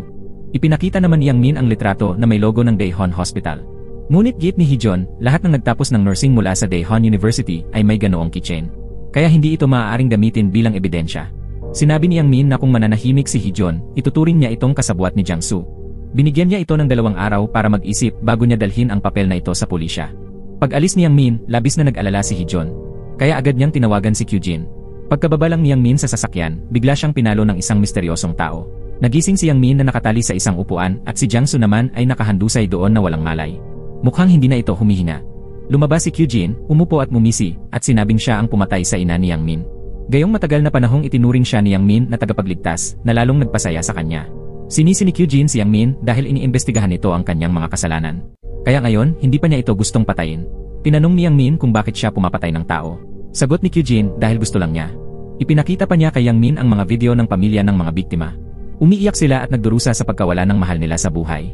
Si Kyujin ang pumatay kina Suhi at sa ina ni Yunsu. May hilig siyang i-record ang anyo ng biktima bago ito mamatay. Itinuturing niya itong libangan.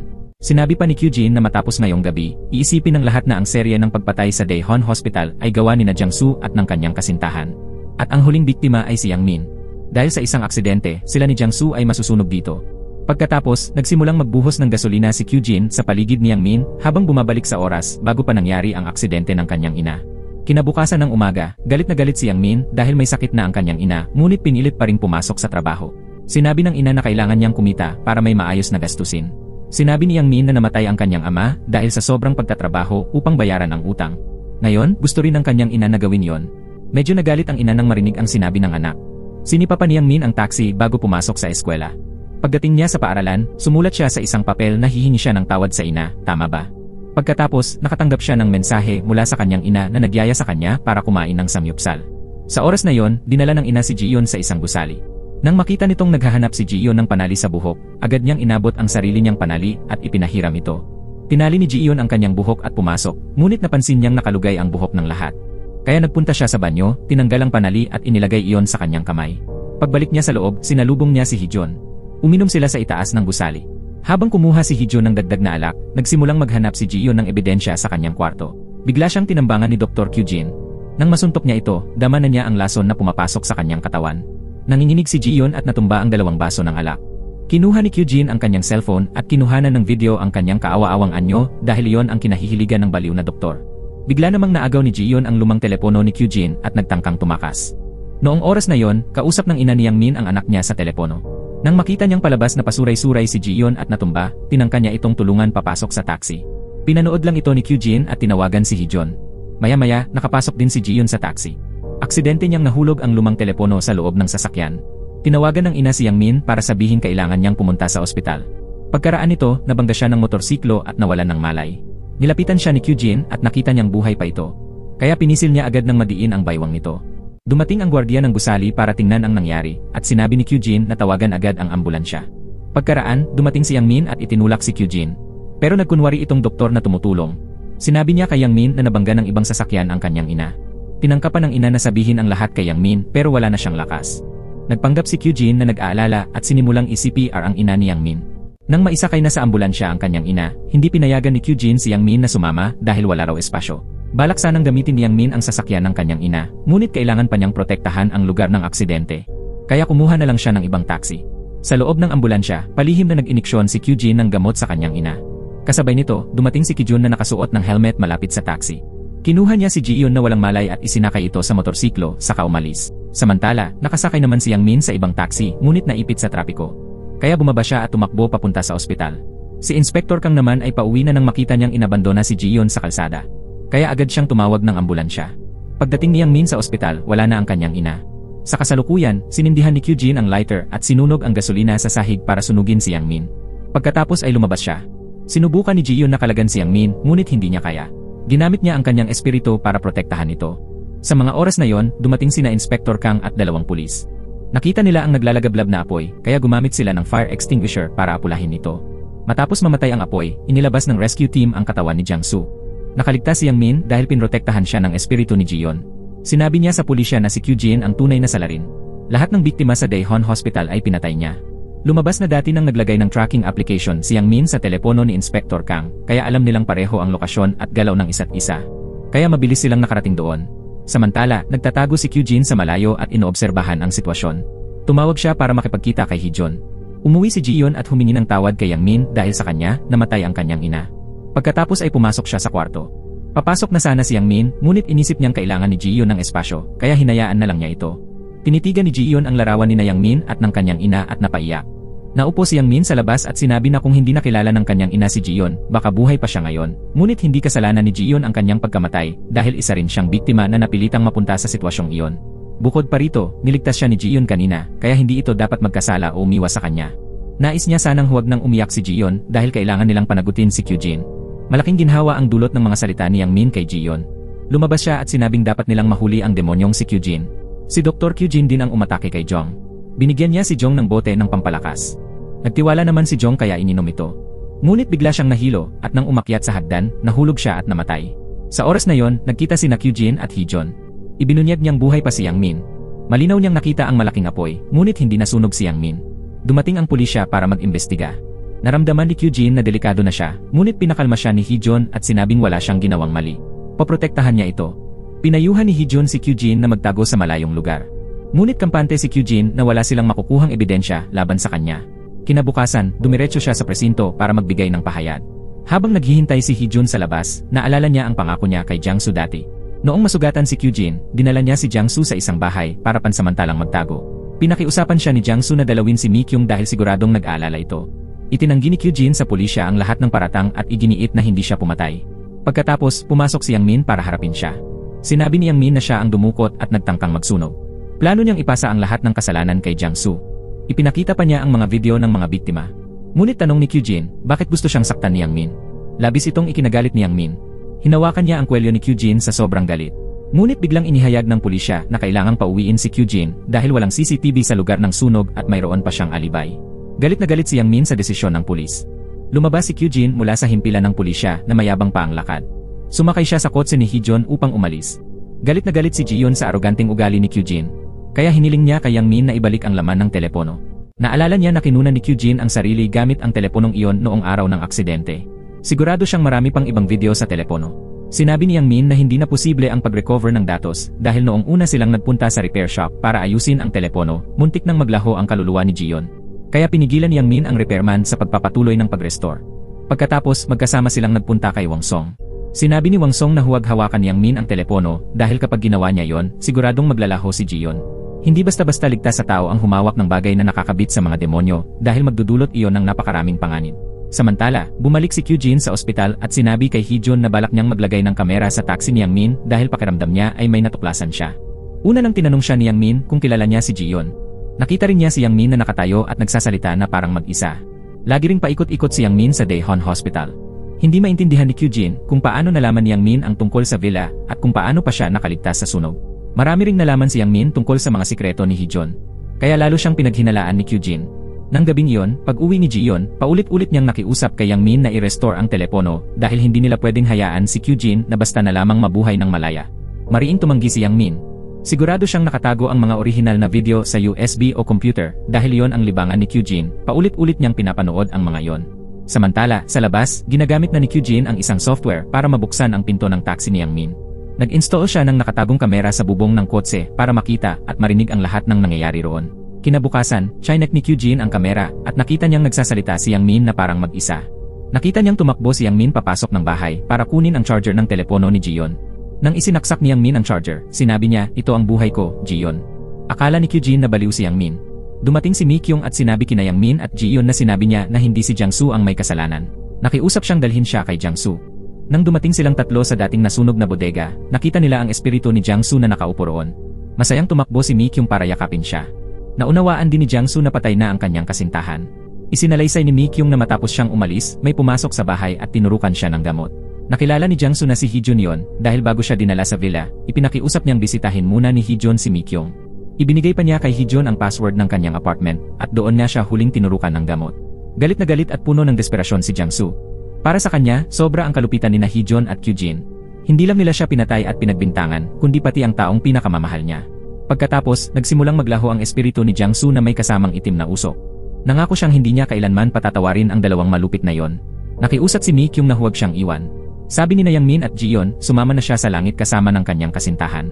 Nangako silang hahanapan ng paraan upang panagutin ang dalawang mamamatay. Ikinuwento rin ni Jang-soo na noong dinala siya ni Heejun sa villa, nagkaroon siya ng matinding sakit ng ulo kaya nakapag-record siya. Ipinadala niya ang recording sa telepono ng kanyang lola sa probinsya. Makatutulong iyon kay Yang Min. Pagkatapos, sabay nang umakyat sa langit sina Jang-soo at Mi-kyung. Pumunta naman si Yang Min at Ji-yeon sa bahay ng lola ni Jiangsu. Nakita ni Kyujin sa kamera na kinuha ni Yang Min ang recording na ipinadala kay lola. Ang laman ng recording ay si Kyujin mismo na dumating sa villa para arestuhin si Jiangsu. Agad ipinadala ni Yang Min ang recording sa pulisya ng Cheongsa. Pinasigla niya ang loob ni Ji-yeon na kahit wala sila ng mga orihinal na video, sapat na ang recording na yon para patunayan na biktima si Jiangsu ni Kyujin. Pagkatapos, magkasama silang pumunta sa ospital. Pumasok si Ji-yeon sa opisina ni Kyujin pero wala na ito roon. Nagtaka silang dalawa kung bakit bigla siyang nawala. Habang naghahanda na sanang arestuhin ng pulis si Kyujin, maaaring minamanmanan niya ang bawat kilos ni Yang Min kaya agad niyang nalaman ang tungkol sa recording. Nagmadali si Yang Min at bumalik sa taxi upang maghanap. Pinapanood siya ni Kyujin sa kamera. Natagpuan ni Yang Min ang nakatagong kamera sa taxi, kaya sinabi niya kay Kyujin na tiyak na mahuhuli rin siya. Dinurog niya ang kamera gamit ang kanyang paa. Nagpunta sina Yang Min at Ji-yeon sa bahay ni Hee-jeon dahil sigurado silang alam nito kung saan nagtatago si Kyujin. Ngunit tumanggi itong magbigay ng impormasyon. Ipinakita ni Yang Min ang telepono at sinabing nahulog iyon sa kanyang taxi. Akala niya si Ji-yeon ang nakaiwan. Binigyan niya ng banta si Hee-jeon na bukas ng umaga ay isusuko niya ito sa pulisya. Nang marinig iyon, tumayo si Hee-jeon at idineklara na gagawin niya ang lahat upang protektahan si Kyujin. Sinabi ni Yang Min na ginagamit lang siya ni Kyujin bilang kasangkapan para sa masasama nitong balak. Ngunit tumawa si Hee-jeon ng malakas. Ipinagmamalaki niya ang lahat ng kanilang nagawa ni Kyujin. Nagalit si Yang Min sa ugali ni Hee-jeon kaya umalis siya kasama si Ji-yeon. Nagmadali namang magmaneho si Hee-jeon papunta sa pinagtataguan ni Kyujin. Sinundan siya ni Yang Min. Huminto si Hee-jeon sa isang abandonadong bodega at pumasok upang makipagkita kay Kyujin. Sinabi niya rito na nasa kamay ni Yang Min ang telepono. Plano itong ibigay ni Yang Min sa pulisya kaya pinilit niyang tumakas agad si Kyujin. Hiningi ni Kyujin ang USB na naglalaman ng mga orihinal na video. Umalis agad si Hee-jeon. Sabi ni Yang Min, kailangan niyang pumasok upang bumili ng oras bago dumating ang pulis. Hinarap niya si Kyujin at sinabi niyang isusuko niya ang lumang telepono nito para hindi na ito makatakas. Kumuha ng maso si Kyujin at paulit-ulit na inatake si Yang Min. Natumba siya at naagaw ni Kyujin ang puting telepono. Ngunit nakatayo ulit si Yang Min at nasuntok siya ng malakas. Tumilapon ang telepono at namatay dahilan para maglaho si Ji-yeon. Agad ibinalik ni Yang Min ang baterya at binuksan muli. Muling lumitaw si Ji-yeon bilang espiritu.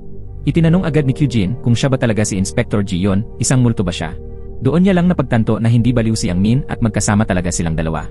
Pero para kay Kyujin, baliw lang si Yang Min na parang kausap ang sarili. Nang magkamalay si Yang Min, tinanong siya ni Ji-yeon kung ayos lang siya. Lumapit si Kyujin sa apoy at tinanong kung totoong mahal ni Yang Min ang isang multo. Hahagis na sana niya ang telepono sa apoy. Nagmakaawa si Yang Min na huwag niya iyong gawin. Lumuhod siya upang pakiusapan si Kyujin na ibalik ang telepono. Sinabi ni Kyujin na siya ang pumatay sa ina ni Yang Min. Kung mawawala pa si Ji-yeon, gaano kalaking sakit ang mararamdaman niya. Gustong-gusto ni Kyujin na nakikita ang desperasyon ng mga tao kapag nawawala ang pinakamamahal nila. Pagkatapos sabihin yon, inihagis niya ang telepono sa apoy. Ipinilit ni Yang Min na kunin yon mula sa apoy, pero dahil sobrang init, wala siyang nagawa. Pumutok ang telepono at unti-unting naglaho si Ji-yeon sa harap niya. Labis siyang nawala ng pag-asa at napasigaw na lamang. Samantala, sa isang silid sa ospital, nagsimulang magpakita ng senyales ng paggising si Ji-yeon. Dumilat ang kanyang mga mata. Susuntukin na sana muli ni Kyujin si Yang Min, ngunit dumating ang mga pulis at dinakip siya. Dinala si Yang Min sa ospital upang balutan ng benda ang paso sa kanyang kamay. Pumasok si Inspector Kang para kumustahin ang kanyang kalagayan. Doon, umiyak si Yang Min at sinabing nakasama niya ang kaluluwa ni Ji-yeon, ang kaluluwa niyang nakapaloob sa teleponong nasunog. Sinabi ni Ji-yeon kay Yang Min na huwag niyang ikwento ito kay Inspector Kang dahil natatakot siyang masaktan ang kanyang ama kapag nalaman nitong pag-alagala ang kanyang anak na babae. Pagkasabi nito, yumuko si Yang Min at humingi ng tawad kay Inspector Kang dahil hindi niya naprotektahan ang anak nito. Nakinig si Inspector Kang at agad na dinala si Yang Min sa isa pang ospital. Pumasok sila sa silid kung saan ginagamot si Ji-yeon. Hinaplos ni Yang Min ang mukha niya. Hindi siya makapaniwalang buhay pa si Ji-yeon. Sinabi ni Inspector Kang na noong ma-ospital si Ji-yeon matapos ang aksidente, may nagtangkang pumatay ulit sa kanya. Hinala niya na si Kyujin ang taong iyon. Kaya inilipat niya si Ji-yeon dito para sa karagdagang gamutan. Napaiyak si Yang Min nang makita niyang buhay pa si Ji-yeon. Sa himpilan ng pulisya, itinanggi ni Kyujin ang lahat ng akusasyon laban sa kanya. Sinabi niyang hindi niya inatake si Yang Min at hindi rin siya ang pumatay kay Jiangsu. Idinagdag pa niya na hindi raw siya ang boses sa recording. Pagkatapos, ikinulong si Kyujin sa selda. Samantala, hawak-hawak ni Yang Min ang kamay ni Ji-yeon. Naalala niyang hindi sila maaaring maghawak ng kamay noon dahil multo pa si Ji-yeon. Biglang gumalaw ang kamay ni Ji-yeon. Dumilat siya at tumingin kay Yang Min. Agad tumakbo si Yang Min para tawagin ang doktor. Sa oras na yon, dumating si Hee-jeon sa himpilan at umamin na siya ang salarin sa pagpatay sa sunod-sunod na pasyente sa Daejeon Hospital. Ipinaalam ni Inspector Kang kay Yang Min na bumalik na sa normal ang tibok ng puso at kalagayan ni Ji-yeon. Dumilat din siya at tinawag ang kanyang ama. Kinabahan si Yang Min at tinanong kung nakikilala pa siya nito. Ngunit tila hindi na siya natatandaan ni Ji-yeon. Ipinakita ni Heejun ang teleponong naglalaman ng mga orihinal na video, ang mga nakakaawang larawan ng pamilya ng mga biktima, at ang black box memory card mula sa taxi ng ina ni Yang Min. Pagkatapos, umamin siya sa pulisya na siya ang may kagagawan sa lahat ng pagkamatay at wala itong kinalaman kay Kyujin. Lahat ay gawa ni Heejun at Jang-soo. Dahil nagbanta si Jang-soo na isisiwalat ang lahat, pinatay siya ni Heejun upang manahimik. Dahil dito, napilitan ng pulis na pakawalan si Kyujin. Lumabas siya at dinaanan si Heejun na dinadala na sa bilangguan. Tumanggap ng tawag si Inspector Kang na nagsasabing umamin si Heejun na siya ang salarin. Nang gabing iyon, mag-isa siyang nagmuni-muni. Kinaumagahan, natagpuan ng gwardya sa bilangguan si Heejun na nakahandusay sa sahig. Katabi niya ang isang matalim na kutsilyo at isang sulat. Narinig ni Chang-suk ang balita at agad niyang inutusan ang kanyang mga tauhan na tapusin na ang kaso dahil pumanaw na si Heejun sa loob ng selda. Kinabukasan, pagpasok ni Kyujin sa ospital, nakatanggap siya ng mga mapanghusgang tingin mula sa kanyang mga kasamahan. Ipinaalam sa kanya ni Soji ang pagkamatay ni Heejun. Hindi siya makapaniwalang si Heejun ay isang serial killer. Bigla ring sinabi ni Soji na naroon si Inspector Jiyeon. Ilang araw na ang nakalipas nang ilipat dito si Jiyeon para sa gamutan. Nakakoma siya noon pero ngayon ay tumutugon na. Labis na nagtataka si Kyujin kung bakit buhay pa si Jiyeon. Bumalik siya sa kanyang opisina at nag-isip ng matagal. Pagkatapos, kumuha siya ng 2 hiringgilya at nagtungo diretsyo sa silid ni Jiyeon. Nang ituturok na niya ang gamot kay Jiyeon, bigla itong dumilat. Dumating si Yang Min at pinabagsak si Kyujin. Nang tatangkain itong saktan si Jiyeon, sinangga siya ni Yang Min. Tumakbo palabas si Kyujin at dinukot si Soji bilang hostage. Dinala niya ito sa elevator. Nakita ng pulisya at agad silang sumunod. Bumaba si Kyujin sa lobby at nangagaw ng kotse. Tumakas siya at iniwan si Soji. Sumakay si Yang Min sa kanyang taxi upang habulin siya. Humingi ng karagdagang suporta si Chang-suk upang mahuli si Kyujin. Matinding hinabol ni Yang Min at 2 pulis si Kyujin. Sa isang kanto, naiwan ang sasakyan ng 2 pulis. Nagpatuloy si Yang Min sa habulan at iniulat ang ruta. Maraming pulis din ang humarang sa kalsada. Itinaas nila ang kanilang mga baril at inutusan si Kyujin na tumigil. Pinaharurot ni Yang Min ang taxi at saka biglang lumiko. Dahil dito, bumangga ang sasakyan ni Kyujin sa gilid ng kalsada. Itinulak niya ang isang pulis at tinutukan ng matalim na bagay ang leg nito. Agad siyang pinigil ni Yang Min at sinabing hindi pwedeng mamatay si Kyujin ng ganoon kadali. Kailangan niyang pagbayaran ang lahat ng kanyang kasalanan. Pagkatapos, naaresto siya ng pulis. Dinalaw siya ni Jiyeon. Sinabi ni Kyujin na kahit mamatay siya, babalik pa rin siya upang patayin ang lahat. Sinagot siya ni Yang Min na hindi siya sigurado kung makalalabas pa ito ng kulungan para makapaghiganti. Nag-alala si Jiyeon at tinanong ang kalagayan ng paso ni Yang Min sa braso. Nauna nang tinanong ni Yang Min kung naaalala pa siya ni Jiyeon. Ngunit kahit hindi, masaya na siyang makita itong buhay. Agad hinawakan ni Jiyeon ang kamay ni Yang Min at sinabing naalala niya ang lahat. Paano raw niya makakalimutan ang taong mahal niya, si Yang Min? Mahigpit silang nagyakap. Pagkatapos, sinabi ni Jiyeon sa 2 pulis na umamin na si Heejun at pumanaw na, kaya napakahirap ng hatulan si Kyujin. Iminungkahi niya na gamitin siyang pain para muling kumilos si Kyujin. Kapag nakita siya nito na buhay sa Daejeon Hospital, tiyak na pupuntahan siya upang patayin. Makalipas ang ilang araw, magkahawak kamay na naglakad sa daanang may yelo sina Yang Min at Jiyeon. Tinanong ni Jiyeon kung gaano siya kamahal ni Yang Min, ngunit nanahimik lang ito. Hinalikan siya ni Jiyeon sa labi. Hinila siya ni Yang Min at ipinahayag ang kanyang damdamin. Pagkatapos, nagpalitan sila ng matatamis na halik at nyakap ang isa't isa ng mahigpit. Samantala, malungkot na nakaupo si Kyujin sa kulungan. Ngayon, nakakakita na siya ng mga multo. Sunod-sunod na nagpakita ang mga kaluluwang hindi matahimik. Pumunta sila kay Kyujin upang ipakita ang kanilang galit. Bumalik na sa trabaho si Jiyeon. Inilipat siya sa Serious Crime Unit ni Chang-suk. Nakakuha sila ng impormasyon tungkol sa bagong kaso. Ngunit sinabi ni Chang-suk kay Jiyeon na magpahinga muna at magsimula kinabukasan. Tinanggihan ni Jiyeon ang alok ng kanyang ama na kumain para makipag-date. Dinala siya ni Yang Min sa bowling kasama ang kanyang mga kasamahan. Sinabi ni Yang Min na madalas siyang naglalaro ng bowling kasama ang kanyang ina. Kaya gusto rin niyang gawin ito kasama ang kanyang kasintahan. Masaya silang lahat, si Jiyeon at si Yang Min. Pagkatapos, nagkita sina Yang Min at Wang Song. Masayang-masaya ang dalawa sa kanilang pag-ibig at pareho pang buhay, bagay na ikinagulat ni Wang Song. Nagpasalamat si Jiyeon dahil tinulungan siyang muling maalala ang lahat noong siya ay multo pa. Nagtaka si Yang Min kung nasaan ang kaluluwa ng kanyang ina at bakit hindi pa siya nagpapakita. Tumulog ang kampana at sinabi ni Wang Song na tinutupad pa ng kanyang ina ang huling pangako kaya hindi pa siya makaalis. Nagmaneho si Yang Min papunta sa barbecue restaurant, ang lugar kung saan sila dapat kakain bago pumanaw ang kanyang ina. Doon, nakita niya ang kaluluwa ng kanyang ina. Tinawag niya ito. Naging masaya rin ang kanyang ina na makita siyang muling nagpakita. Humingi ng tawad si Yang Min sa kanyang ina dahil nahuli siya. At kapwa sila napaluha. Sinabi ng ina na mamuhay siyang masaya. Nakatayo si Jiyeon sa tabi at humingi rin ng tawad sa ina ni Yang Min. Dahil sa kanya, namatay ito. Kung hindi dahil sa kanya, masaya pa sanang magkasama sina Yang Min at ang kanyang ina.